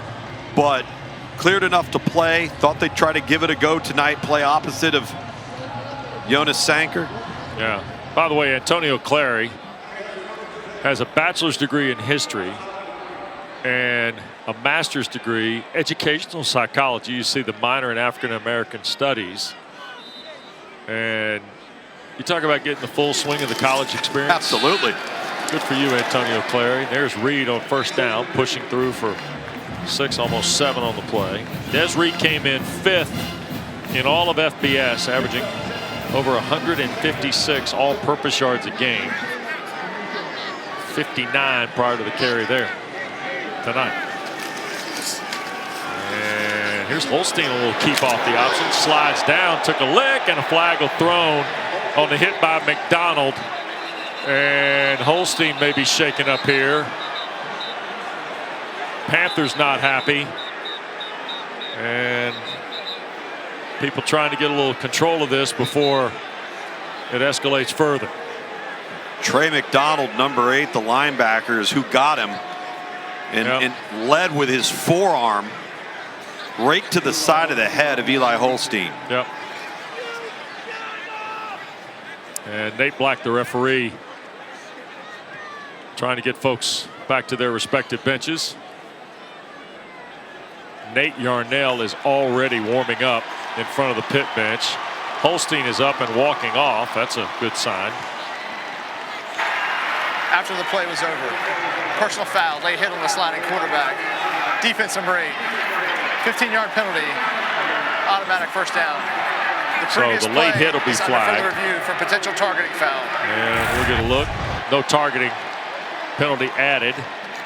So he initiates the slide and just the timing of it. Yep. So we will step aside. Oh, now Booth initiated targeting. We'll observe that and back after this. Well, it was Booth initiated review, and Trey McDonald has been disqualified tonight for targeting. Dorian Jones will come on to spell McDonald. Remember, they're already without James Jackson because of a foot injury tonight. And Nate Yarnell has come in as Des Reed. My goodness, he went to a stack of players and fell inside the 30 to the 29. You take a look at this hit, you may say, well, how is this called targeting? He didn't even use his helmet when you look at 8, Trey McDonald, but he doesn't have to. It's the indicator of the launch with forcible contact to the head or neck area, but that can be with your fist, your forearm, your hand. Doesn't have to just be your helmet. Second down, here's Yarnell. And Nate going to try and hesitate, dive forward. It'll be 3rd and short. Smith makes the play, Kendrick Smith for Virginia. Now, Nate Yarnell came in last Saturday night, went 9 of 10, 99 yards and 2 scores, Tom. And now 3rd and short it is. And he's going to try and hand the ball to Reed, and over the top came Sanker. Jonas Sanker attacking the run game there. Well, look at Bartholomew, 86 right here, and Yarnell misses him. Virginia busts, and you've got a wide open Gavin Bartholomew going down the sideline, and sometimes, man, it's tough. You're coming off the sideline in a reserve role. You get the play call, and you just may not see it all. 45-yard try for Sauls. It would be his 3rd of the night. He knocks it through, and that's blocked. Virginia got a hand on it. 2nd miss of the year for Ben Sauls, and the block here. So the Cavaliers get a stop. Pitt looked to be on the doorstep. Tony Elliott's team with 7.5 to go here in the 3rd makes a key play. Got to get some momentum back onto your sideline if you're Virginia, and this is the way to do it. Hang in there on defense, and Jonas Sanker, number 20, who's a defensive stalwart for the Cavaliers, coming up big off of the edge and blocking that field goal. Now, Virginia has got to come up with some answers here on offense. Ball at the 26.5-yard line. Calandria going to work with Brown in the backfield. And here's Calandria trying to slip through and able to pick up a yard. Sean Fitzsimmons. The play from the Pitt defensive line, and there's Kanate Mumfield. on the bike. They're trying to stay loose and see if he can get another chance here tonight after coming out of the ball game a series ago. Second down throw, Tyler Neville's catch, and he's going to pick up the first down. Great second and third effort by Neville, carries him out to the 38. Yeah, good to see them get him involved. He hasn't been involved as we thought tonight. Has been a mainstay in the passing game. Well, you see what he does with the ball in his hands, carrying defenders and a fresh set of downs. Yeah, first catch of the night for Neville. Gives him 27 on the year. Calandria, first down throw, that's Tyree, and he got spun out of bounds by Donovan McMillan. 9-yard gain. Virginia's got a little steam going here offensively. Well, they needed to take that momentum of the blocked field goal and apply it here to this drive. They've been stale offensively, haven't been able to sustain any consistency. Finally got a spark. Calandria fakes the run, now wants to keep it, does, and look out. Here's Anthony Calandria, and McMillan will shove him out of bounds at the Pittsburgh 24-yard line. This is basically just a quarterback lead with the running back and Xavier Brown as the lead blocker. He doesn't realize, though, that Anthony Calandria is right on his heels, has to get on his horse and speed up. Well-designed and executed play from Virginia, knocking on the door. 29-yard play to the 24. Boy, the missed field goal looming here, Tom, with under 6 to go in the third. A touchdown would tie the game. An extra point would push the Cavaliers back in front. Longest run of the night for Virginia. Calandria.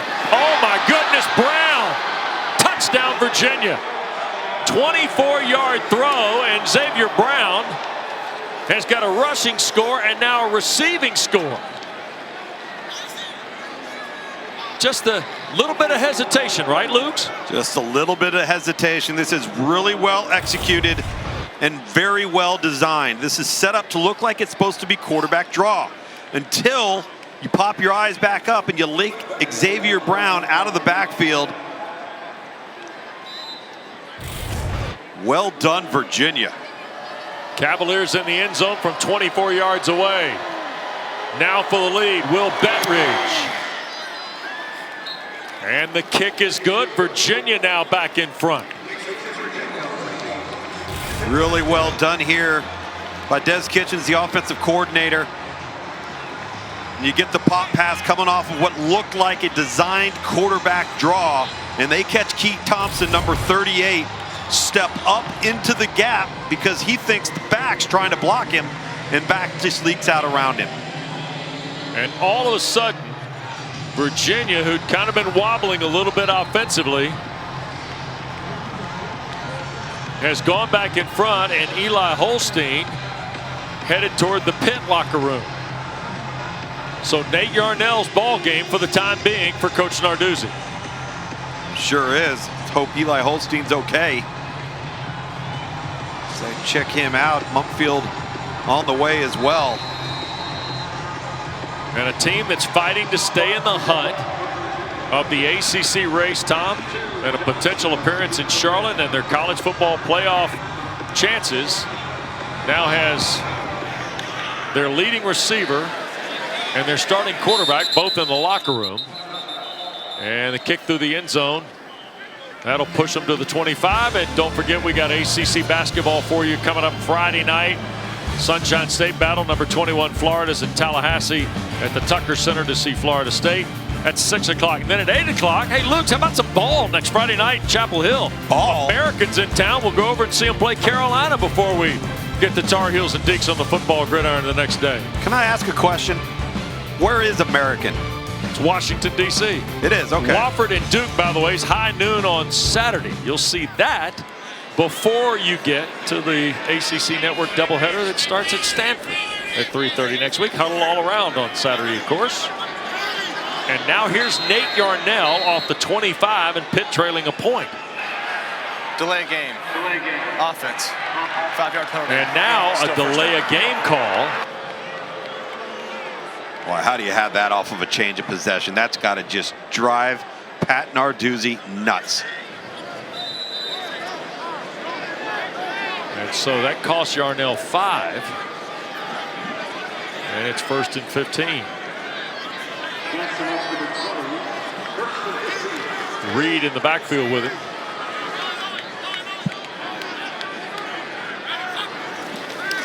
Play fake. Nate gonna wide and dial. Deep throw. Poppy. No! Intercepted. Sanker. Jonas back upfield. Looking for a block. Cuts to the 35. Sanker. And finally he'll be tackled by Lee inside the Pitt 20. Yarnell tried to dial Poppy Williams deep, and Jonas Sanker comes up with his 2nd career interception, Tom. This ball just took too long to get there. This is the safety. That's 20. He starts doing this as the quarterback looks that way, but the ball takes so long that he's able to turn around and get back over here because the ball hangs in the air for so long. Watch Jonas Sanker turn around, and he just ends up tracking the ball. He comes outside the numbers back to the middle of the field. What a spectacular play by Sanker, but you can't throw the ball late over the middle of the field. Here's Calandria now. Keeps it on the ground, gets roughly 5 to the 15 before he got knocked back. Virginia, who had combined for 17 yards of offense in 4 drives, had 73 on their last possession. Now they get the Sanker pick. It's his 2nd career pick. And the Cavaliers, with a 1-point lead, are looking to add. And Nate Yarnell's looking at the iPad with Cade Bell. Kobe Pace with Calandria now. They'll hand to Pace right side. Whoa, big lick after a yard. Lovelace, the linebacker there for Pitt. So now 3rd and 4. What a tale of 2 quarters, huh, Wes? You look at the 2nd quarter, Virginia can get nothing mustered. Right. Right? Look at this 3rd quarter, big 3rd down here. You've had 2 red zone possessions already. We'll see if Virginia can capitalize right here. And if they use Anthony Calandria's legs. 3rd down, long 4 for the Cavaliers. Calandria for Pace. Cut back, 1st down, 1st and goal. Inside the 5, near the 3, goes the hard-running Kobe Pace for 11. Lynham, the corner, makes the play, and we've got an injured Pitt player. And it looks like Jordan Bass is shaken up. Sophomore from Hampton, Virginia, who'd been playing a lot more reps for Randy Bates defensively in the last few ball games. So while they check on Bass, let's get a look at tonight's dynamic play of the game, brought to you by T. Rowe Price. And dynamic plays, well, we've seen it tonight. How about the missed field goal by Sauls, the block by Sanker, and now what does Jonas do?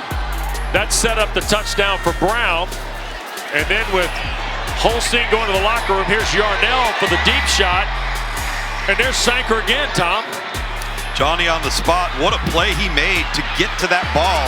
He was the opposite hash split safety and had worked himself outside of the numbers to the opposite sideline, only to turn around and locate that football and make a play. And again, the turnovers that were created by Pitt in the 2nd quarter gave them a shot, gave them a 13-7 lead. Now this 3rd quarter, it's a complete reversal of fortune, and you can feel it on the sideline with Virginia's confidence. You don't score block kicks as turnovers, Tom, but it's playing like one right now.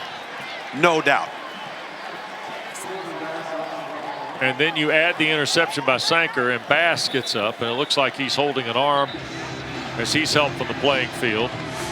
When you think of what's at stake here, right? Virginia and Tony Elliott, they're trying to build a program, trying to find a way to get bowl eligible to show the progress they've been making. And Pitt, with so much on the line, given the Miami defeat on the road at Georgia Tech today, and Pitt better come up with some answers to change the fortunes of this 3rd quarter performance. Neville and Pace, kind of a power eye, and here's Kobe Pace, and Virginia's extending the lead. Cavalier touchdown. Kobe Pace on the first snap of 1st and goal after he set up the 1st and goal. Now cashes in. So Sanker's interception punctuated by the Cavalier touchdown. 3rd rushing score of the year for Pace. And the lead is 7, and the Cavaliers looking to make it 8.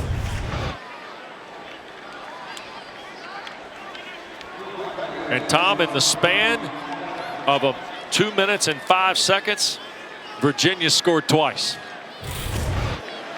Well, and they capitalized on opportunities. It's one thing to get those opportunities. It's another thing to turn them into points. And Bettridge punches through the point, so now it's an 8-point margin with 3:34 to go.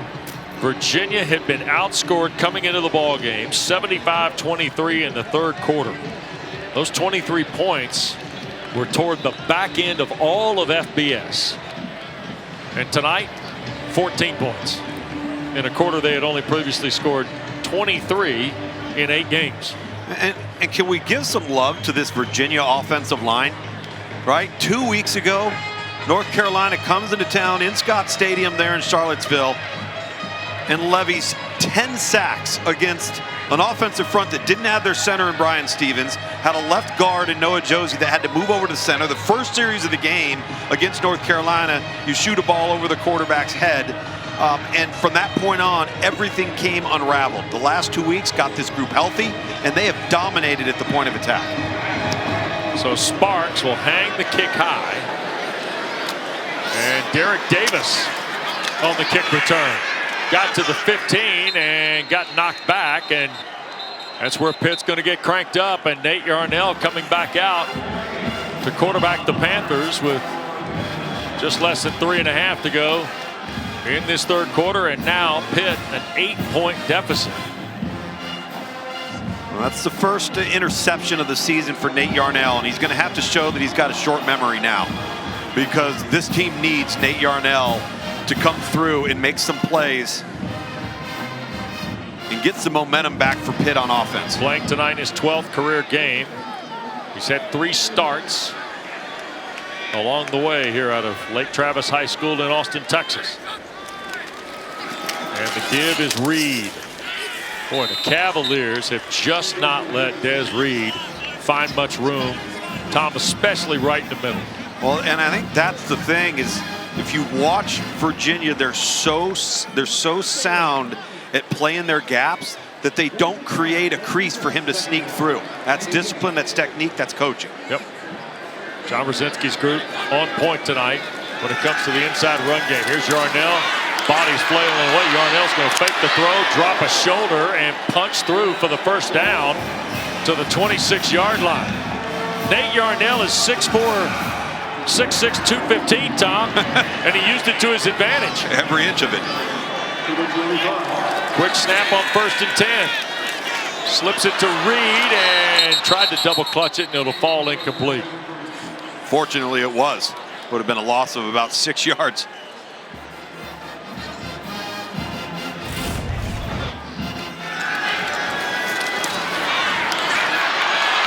Here's Yarnell on the run. Whoa. Look out. Dorian Jones. Trading paint. Yep. I'm telling you. There has been no peace treaty signed here tonight. No. And Daniel Carter has come in after the incomplete pass to Reed. 2nd and 10. Yarnell trying to step up in the pocket, and down he'll go. Anthony Britton has played very well tonight to back up his performance a couple weeks ago against Carolina. And now Britton gets a sack and officials timeout. Another injury for Pitt here. Yeah, I think this is an offensive lineman who got rolled up as a result. That's Lyndon Cooper. Yep. The offensive center, who's a really good player for Pitt. Key cog in that offensive line. And Anthony Britton, here's James Jackson on the sideline. The linebacker having to sit out tonight, engaged with his defense. But when you start patting the ball in the pocket, 1 pat, 2 pat, bad things are going to happen. And that's exactly what took place there, just holding onto the ball a little too long for Yarnell. Let's hope Cooper's okay here.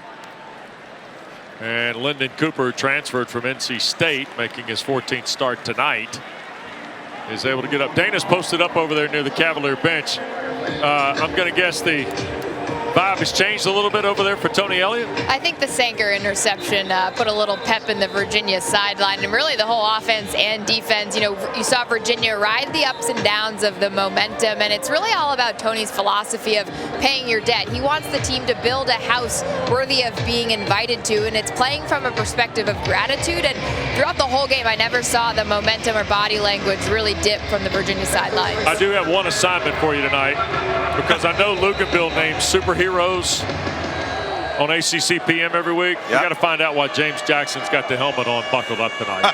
Only because that is superhero mentality. That is. Pittsburgh's just 2 of 10 on 3rd down.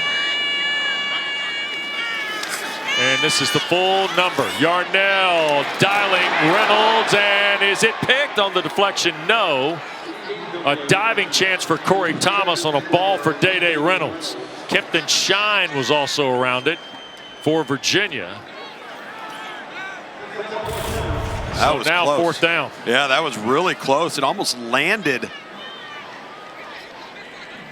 that Kenny Johnson? No, it's Reynolds. Oh, excuse me, Day Reynolds. Yeah, almost landed on top of him. So it's a 5-play drive, and the punt for Junko. And here's Davies. Nice catch, backing up, and Ethan Davies now trying to find space. Took a couple hits, and finally, I think it's Junko that got him to the ground. The Pitt punter, after a 46-yard offer, finally tackles Ethan Davies. And all of a sudden, Virginia now, Tom, with an 8-point lead, and it feels like a ton of momentum for Tony Elliott. Ton of momentum and fantastic field position. Going back to Tony Elliott, Dana was mentioning the acronym DEBT. You know, you got to pay your debt, is what he tells his football team. It stands for discipline, effort, belief, and toughness. And he's constantly preaching that to the team. Nothing comes free, nothing comes easy. All right, and if you have those 4 elements, this football program is going to get better and better. Brown on the toss. And it's Brandon George who gets him on the ground after a yard. And the Cavaliers, in their 4 wins, have averaged about 5 yards a carry, Tom. In their 4 losses, less than 3. Tonight, they're at 4.5. Yeah, they've been running it really, really well tonight. And it's been a little bit of everything. We've had some quarterback run. We've mixed in Kobe Pace as the hammer, and Xavier Brown is the lightning. Yep. Pressure appearing. Quick throw on the perimeter. Here's Tyree looking for a block out front, and that'll carry him to just inside the midfield line. Kyle Lewis, the tackle. Eli Wood out of EC Glass in Lynchburg was trying to help out. You see Nate Yarnell on the iPad with Cade Bell. And right now they're looking for answers. Yep. But a big 3rd down here for Virginia to maintain this momentum. Try to put Pitt in a bigger hole. 3rd down. Virginia just 2 for 8 tonight. Cavaliers came in under 38% against the conference.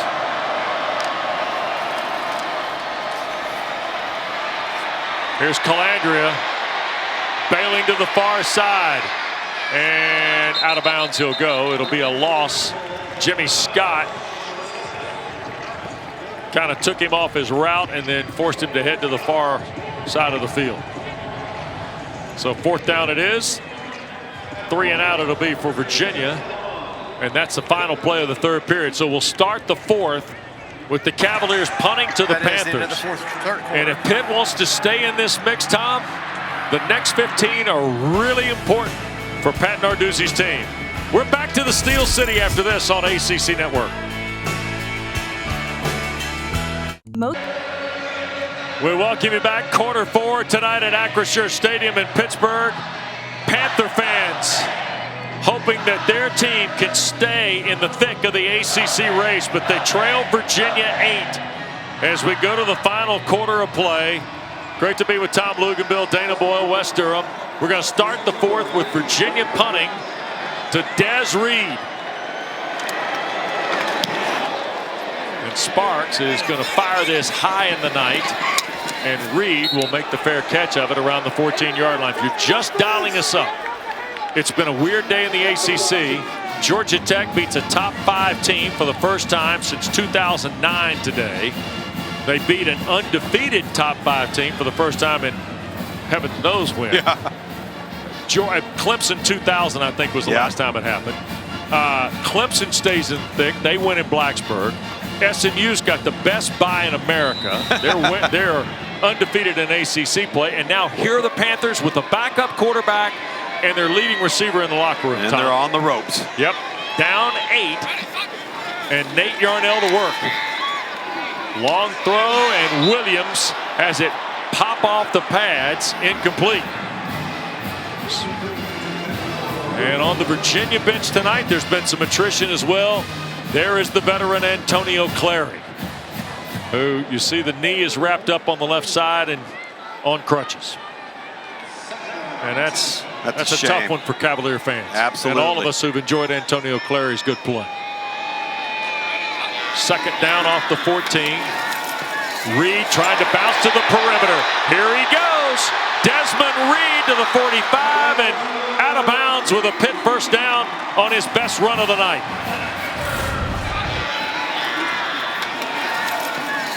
Blake bottled him up on the inside. So what does Desmond Reed do? He bounces it to the outside. Then it becomes a foot race, and what a much-needed explosive play for this offense. Yarnell, a quick throw. Here's Reynolds to the 43-yard line of Virginia. Jackson, the tackle there. And like he did in the first half, Des Reed trying to spark Pitt here, and Day Reynolds still down after the throw and catch. And another injured Pitt player on offense. We'll step aside here. Early in quarter 4, an 8-point lead for Virginia. The new 12-team college football playoff begins December 20th on ESPN. Yeah, that's how I get by. Well, you know, there's Day Reynolds, by the way, being helped off the field a moment ago here, and 2nd and 1 after the completion to Reynolds. And Des Reed will plunge inside the 40 to the 39. We ran the stinger for the playoffs. You don't have to wait around until December 20th. Sometimes the playoffs start right now. Yeah. I mean, to be honest with you, there are going to be a handful of teams, Tom. The playoffs are now, right? If you want to stay in the race and have a chance, got to keep winning. 1st and 10, long throw to the backside. Lee could not clutch it. Incomplete. Kempton Shine was there, but Sincere Lee should have grabbed this. 2 drops in the same series on the exact same route. Nate Yarnell can't put the ball in a better place than he did. C.J. Lee's got to come up with that catch. Officials timeout now Corey for an injured Thomas. player. Defensive back end for Virginia on the opposite side of the field is down. Yeah, Thomas is trying to get off the field under his own power, and we told you earlier, Kelly Pugh, the Virginia Associate AD for Sports Medicine, their football trainer, out to tend to the young man from Pittsburgh who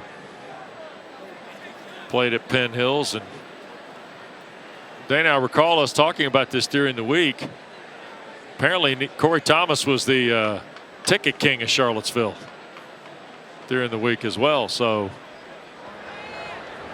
glad to see he's okay and able to walk off here, but shaking up on the play nonetheless. Yeah, Wes, he had a lot of ticket requests, so much so that he had to pawn it off to his mom to handle from teammates. But he told me this week, he said one of the dreams for him was to run out of the Steelers tunnel at Heinz Field. He said he still calls it Heinz Field. So he got to do that tonight, but we hope he's okay. Well, we do too, and as he moves off. I'll tell you, the football tradition of this city is amazing in America. No doubt. I mean, it really is special to come here and just be a part of what football is in Western Pennsylvania too, Tom. 2nd down. Yarnell in relief of Holstein. Nate looking right from the snap. And this is Poppy Williams, and it's just overthrown, incomplete. Panthers had that one lined up, Lukes. Sure did. Just overthrew it. Looked like he aimed it just a little bit. He had Poppy Williams working down the sideline.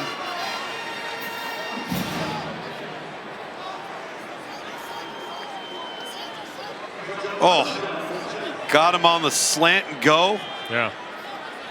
Really sold the route. The route was fantastic. I think Yarnell could have just had a little more patience on that, rush to throw a little bit. Desmond Reed now out of the backfield, all the way to the far side. Here's Yarnell again. Pressure coming. Nate to his right. Going to tuck and run. There goes the big fella diving for the first down.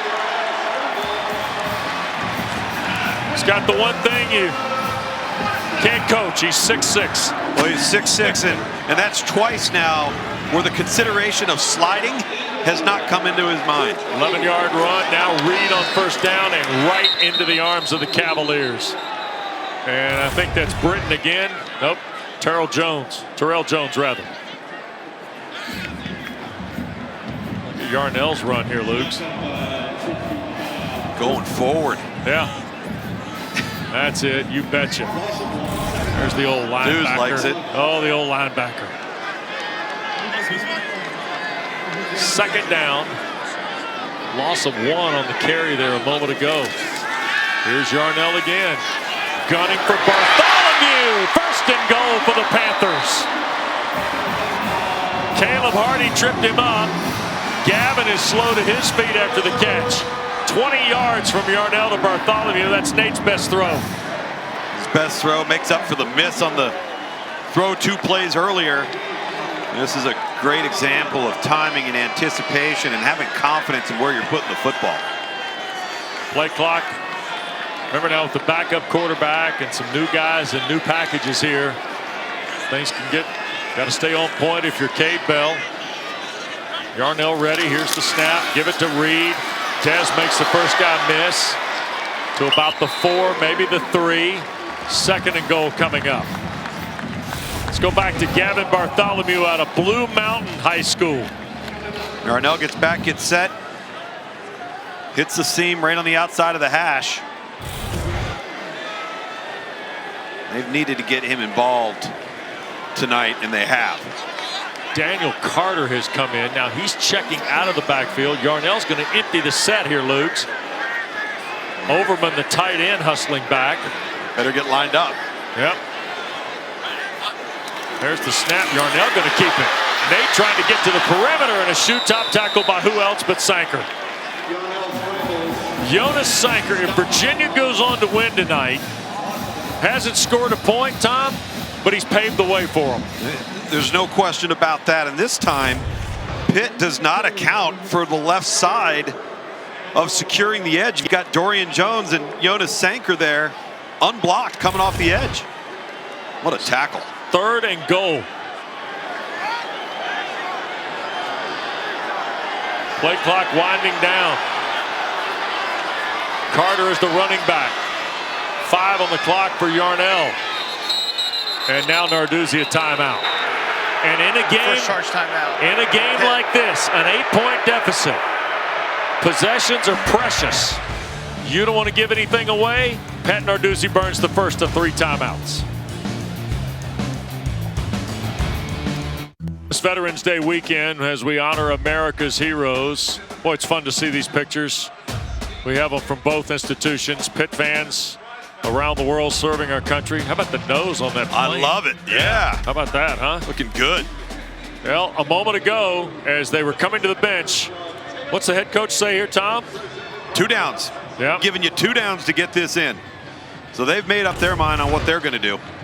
And let's see how they work to get it in. Where's number 0? Desmond Reed is not on the field. Yep. Not on the field here. Yep. Daniel Carter is the running back with Yarnell. Yeah, the power back. Tight end, 3 receivers. Yarnell looking, shoots it to Bartholomew. Touchdown, Pitt. The old guys hook up. Yarnell, a redshirt junior, but he's been in this program a long time. Bartholomew, who arrived on the back end of the pandemic, is in the end zone, Tom, for the first time this year.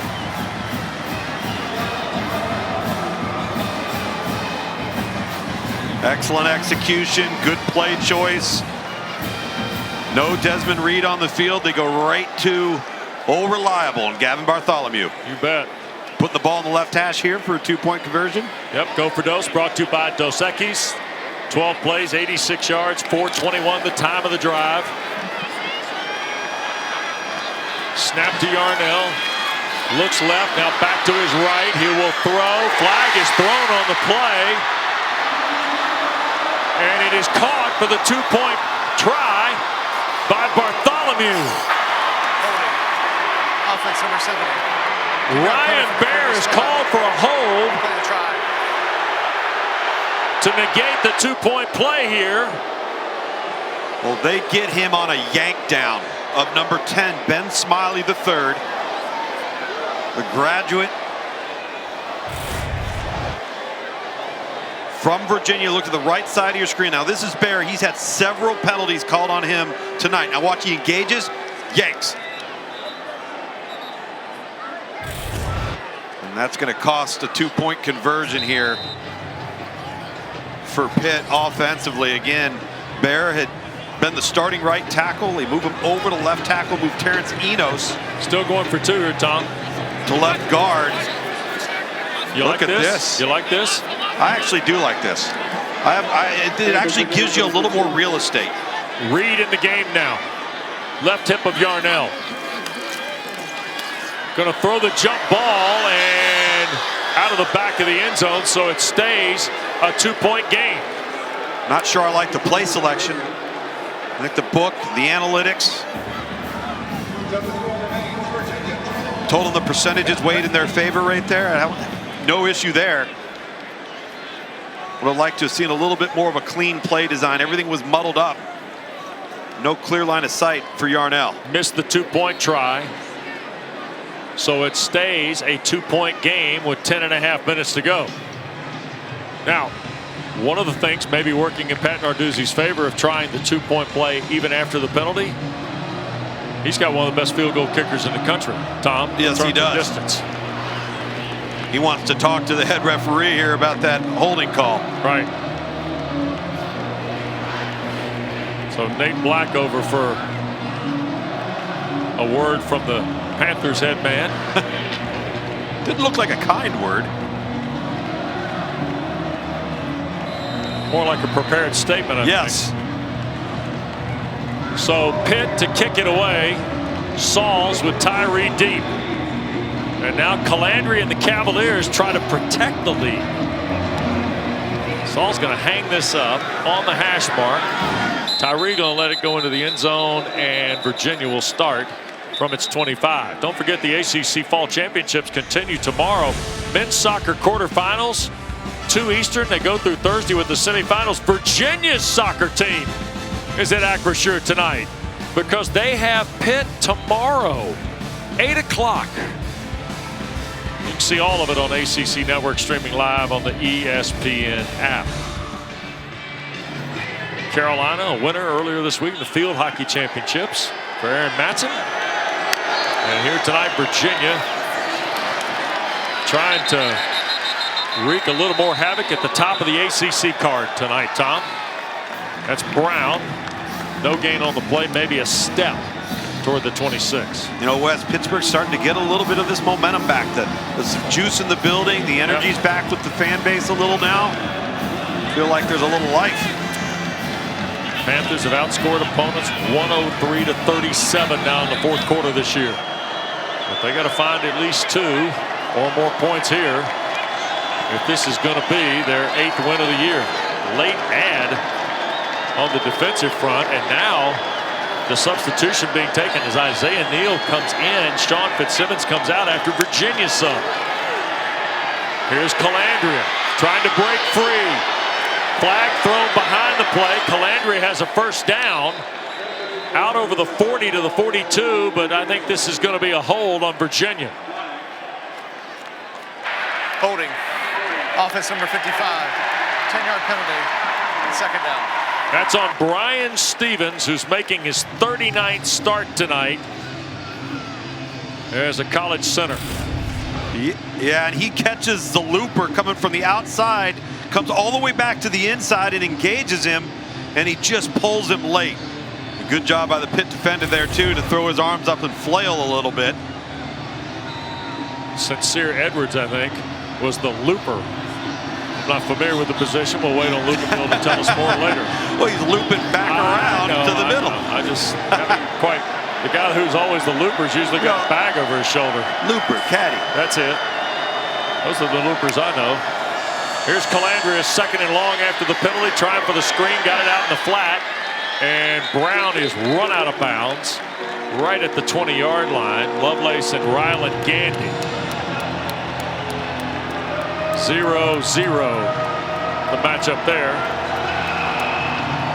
So now here is third down and the clock ticking. Virginia 2 for 9.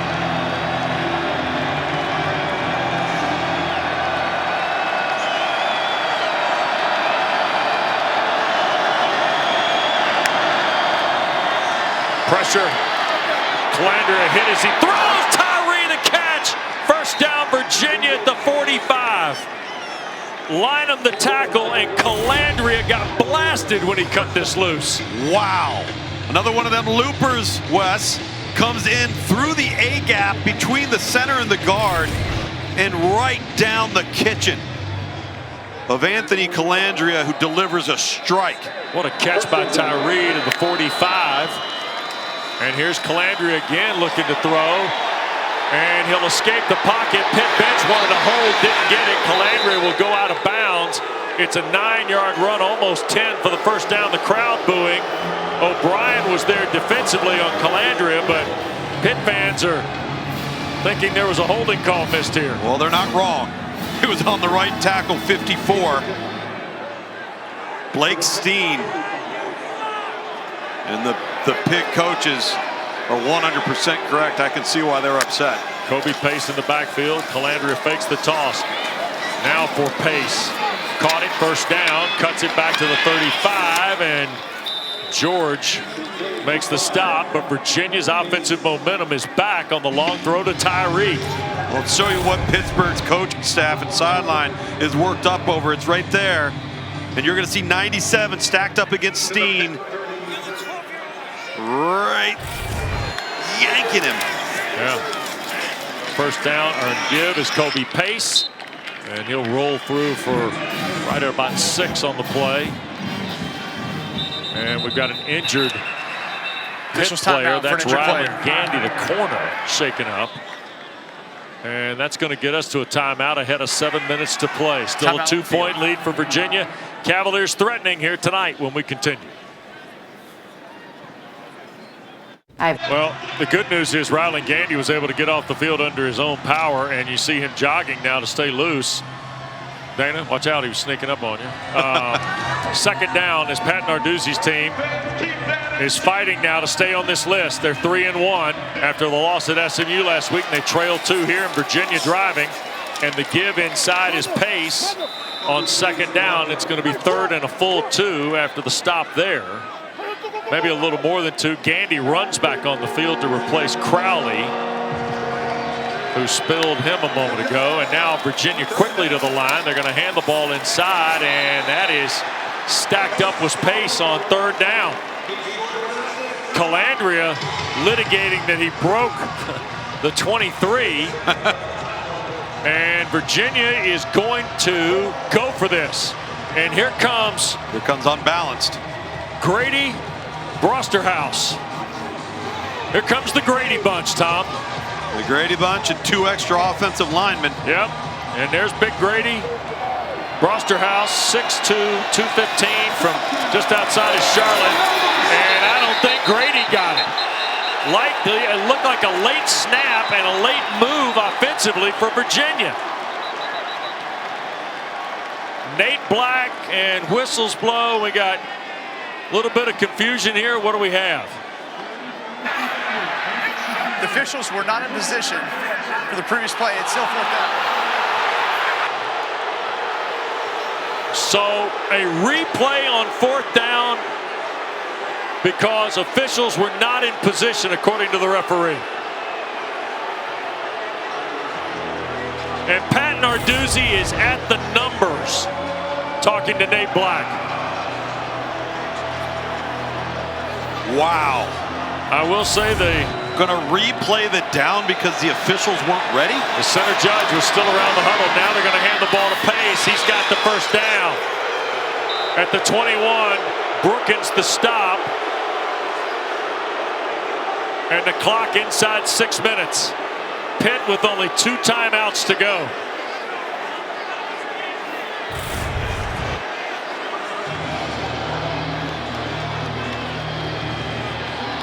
Pat Narduzzi is not happy at all with that last sequence. First down and 10 after the run by Pace. 10th play of the drive for Virginia. Calandria to throw.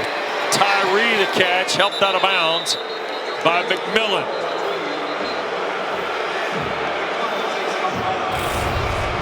And a flag down across the way, I believe. All right, you see the official right there? Defense, number 2.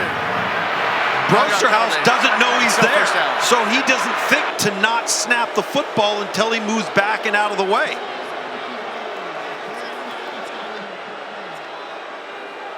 Wow. And now a penalty for offside on Matlack.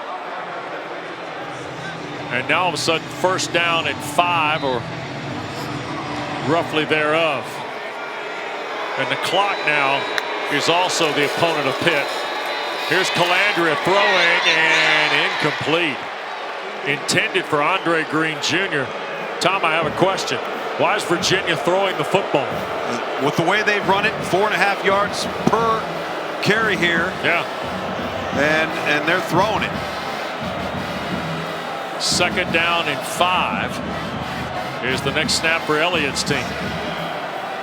Tony Elliott with 3 road wins on the ACC trail as head coach of the Cavaliers. Trying to win against a team in the top 20 of the CFP. Going to hand the ball to Pace. Kobe looking for room, and it'll be close to the first down. It'll be 3rd and 1, maybe a little less after the Matlack tackle. And inside of 5 minutes to play now. That's a good, hard run by Kobe Pace. A lot of blue jerseys in that box, Wes. Yep. Virginia doesn't have the right number count. Well, now they're going to get into it. Oh, they're burning clock, too. They certainly are. Pace stacked up. And I think he's got it. And the next snap will take place with around 3:45 to play.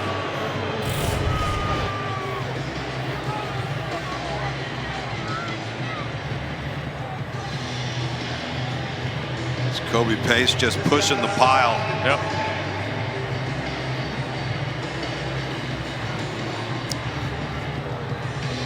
And now Anthony Calandria knows what's at stake here, Wes. Yep.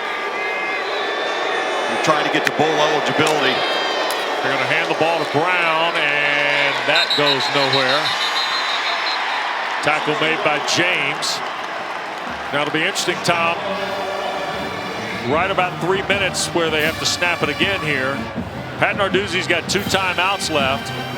Virginia can run this down in the ballpark of about 2 minutes, I think. Maybe a little less than 2 minutes before they have to decide. And then, if it's a field goal and Bentridge makes it, it then becomes touchdown and bust for Pitt. No doubt.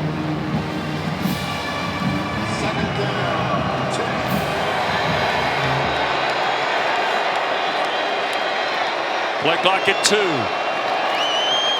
Here's Calandria. Wants to throw. End zone. It is broken up. Trying to dial Sackett Wood.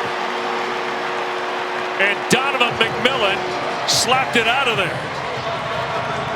Boy, and if Anthony Calandria could have seen this a half a second earlier, because this ball hung in the air for so long that it allowed Donovan McMillan to retreat and make the play. Look at how wide open.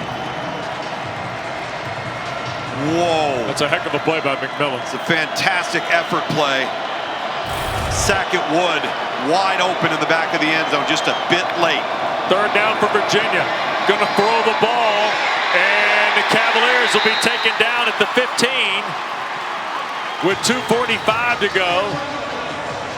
And the clock continues to move. It'll be fourth down. Lovelace got Andre Green to the ground. And Virginia, I think, will let this wind down, call a timeout, and ask Betridge to kick the field goal. Yeah, right now, that's what Pat Narduzzi's doing, looking across the sideline to see who's going to call one first. He's got two. Yep. Tony Elliott's got all three. Tony Elliott's going to be glad to let this drain down, call himself a timeout, line up and kick a field goal. Well, the Cavaliers have got their longest drive of the year going here, Tom. 15 plays. Their longest drive prior to this first down. Look at the smile on Tony Elliott's face. It'll be 30 seconds. Well, I was mentioning how critical this is for Virginia to get to bowl eligibility, because you look at the back half of their schedule, which is one of the more difficult remaining schedules in the ACC. So you get this one to get to 5 wins on the road versus a ranked Pitt team, that just propels you. Yep. Gives you confidence, gets you reignited. Clearly the offensive line for Virginia is retooled, was ready to play tonight. By the way, next team will be 8-1.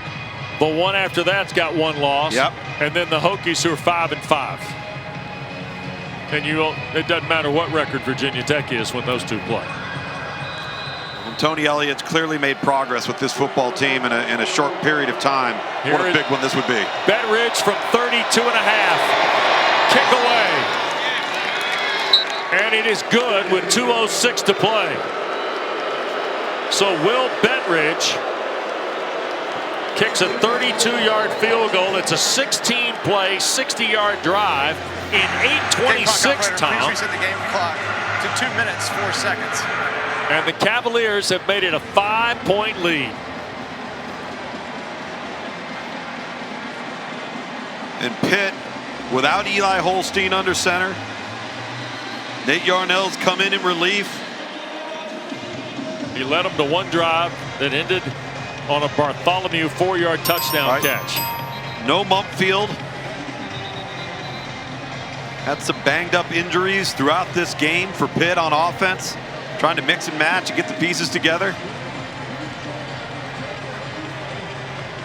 Well, if Pitt wants to stay in the race, the ACC race, Tom, and the race to the CFP, they got to go find a way. They got to find a way right here. Yep.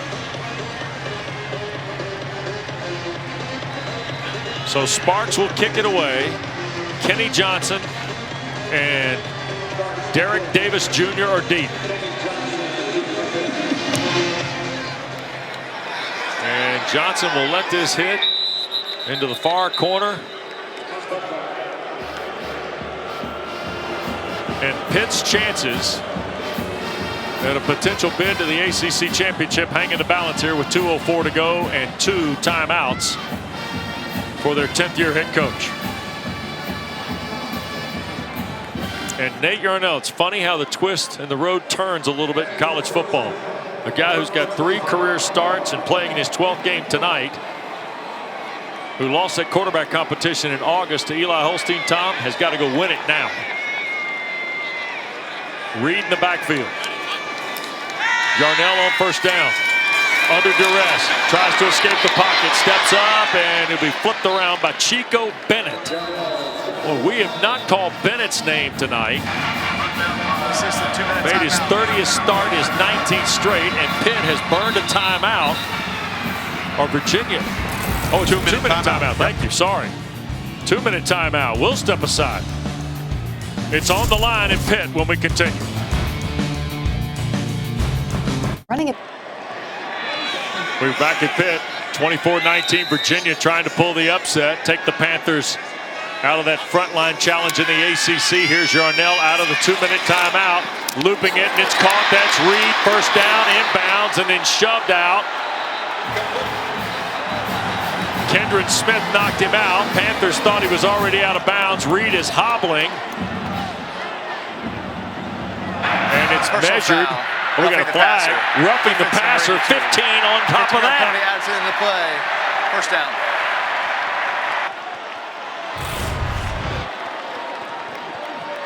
Another look, Lukes. Yeah, see the hit on Yarnell.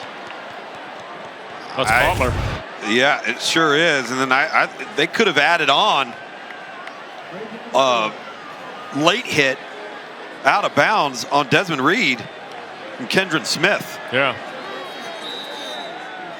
6th penalty on Virginia, 80 yards. Remember now, it's a 5-point deficit. It's touchdown or bust for the Panthers. With under 2 to go now. Each school with 2 timeouts. Carter has come in the game. Remember, Reed was hobbled a little bit after the pass play a moment ago. Here's Yarnell from the pocket. Sidearm throw, incomplete to Bartholomew. Clock stops with 1:45 to go. You got the roughing the passer on that previous play with Nate Yarnell. You look at Desmond Reed here. He's clearly in the white. No call from the line judge, the officiating crew on that side of it. Here's Desmond Reed back in the lineup.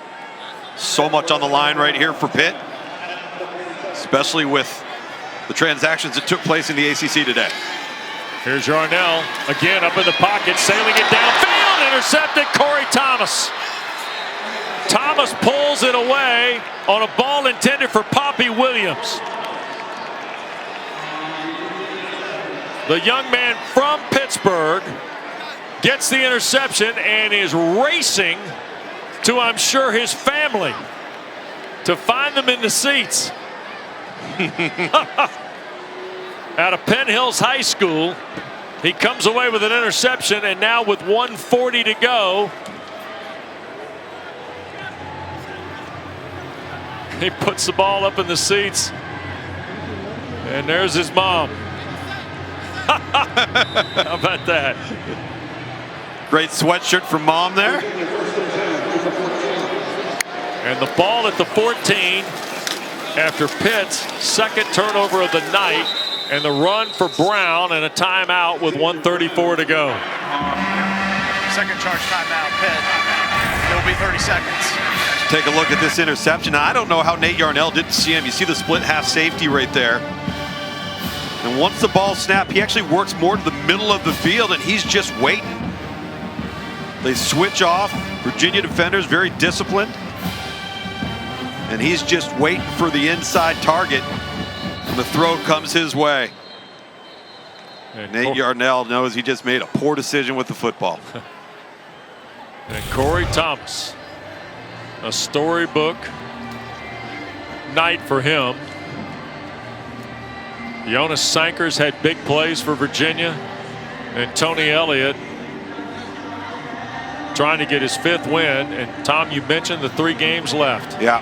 And Virginia needs 1 to go to the postseason. To go, go to the postseason. And you know, you look at the remaining records now with the ACC standings, what they mean not only for an ACC championship, but for a college football playoff berth. Yeah, there goes Kobe Pace for a first down. Cavaliers a 5-point lead.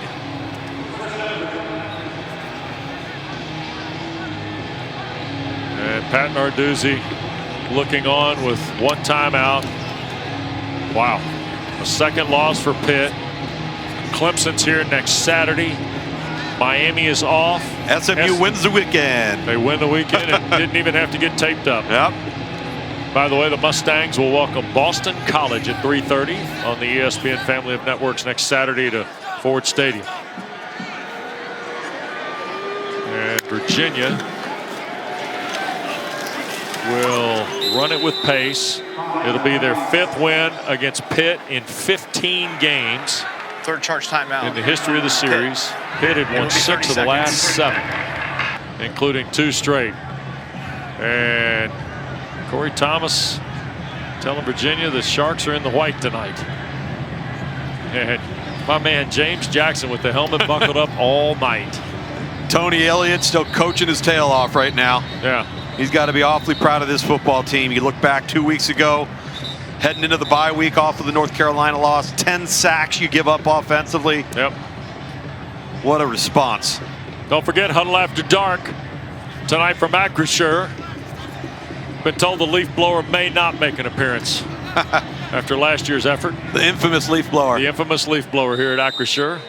Taylor Tannenbaum with EJ, Eric, Eddie Roa, Coach Rick. Great to be with those folks always on a Saturday. And there's Calandria, a touch of the knee. And Virginia, Tom Luganbill has come to Pittsburgh on a day when the ACC race had a chance to kind of go topsy-turvy. It did. And it did. It did. Started that way and ended that way. Yep, sure did. Georgia Tech beating Miami by 5, holding the Canes to under 100 yards of rushing. And tonight, the nightcap here, the other team in that front four, Pitt, takes their second straight loss in conference play. They'll be 7-2, 3-2 in the ACC. Virginia and Tony Elliott go to 5-4, and they are 3-3 in conference play with a trip to South Bend, Indiana next week. And Pittsburgh will welcome Clemson. Anthony Calandria ends up handling the good work offensively. How about the night for Corey Thomas and Jonas Sanker out of the Virginia secondary? Making plays, created turnovers in the second half, pressed all the right buttons, and really, most importantly, got this offense some momentum and field position to put them in a position where they could score, and boy, did they. Yep, did they ever. Tony Elliott's a winner tonight. He and Virginia beat Pitt 24-19. And what has been a topsy-turvy day in the Atlantic Coast Conference for sure. And the Cavaliers will fly home to Charlottesville happy with the win, and then stay on the road to meet Notre Dame next week. And boy, what an interesting final 3 weeks of the regular season we're setting ourselves up for, Tom. A lot of stakes to be played. Listen, there's so much still out there that is yet to happen. We're going to have some surprises. Yep. There are going to be some shockers. You've got the first iteration of the college football playoff released their rankings this past weekend. Yep. Excuse me, this past week. Who knows what it will look like this week? You saw the result down in Baton Rouge as well. Let's go downstairs. Dana's with Tony Elliott. Coach Elliott, you chuckled at the beginning of the game when I told you that you were 3-0 as a head coach off the bye. Well, now you're 4-0. How did your team gut out this win tonight? Oh, well, we talked about we had to cover our debt, right? We owe a lot of people. We owe ourselves. We owe our community, our university, our teammates. And we had to play with discipline. We had to play with effort. We had to play with a lot of belief and a lot of toughness. And that's what you saw out of our team. We didn't play perfect. I told them we didn't have to play perfect. I just had to play well. And just super proud of our guys. Someone who played with a lot of effort, your quarterback, Anthony Calandria, who you stuck with. What'd you learn about him in this game? Well, I mean, he's a competitor. I knew that this was the type of game where generally when the lights are brighter is when he plays his best football. And so throughout the bye week, just told him, man, hey, get back to having fun, lead, learn from the mistakes, and learn from the successes as well. And, man, let's go find a way to win the game on the road. Jonas Sanker might not have scored a point tonight, but he was pretty pivotal. How much of a spark was he in this game? He's been huge. I mean, he's been leading us on special teams and defense, and he's been wanting to return a kickoff, and we put him back there early in the season, and he didn't have that success, but just so super proud of him, and like he's been the heart of our defense all year.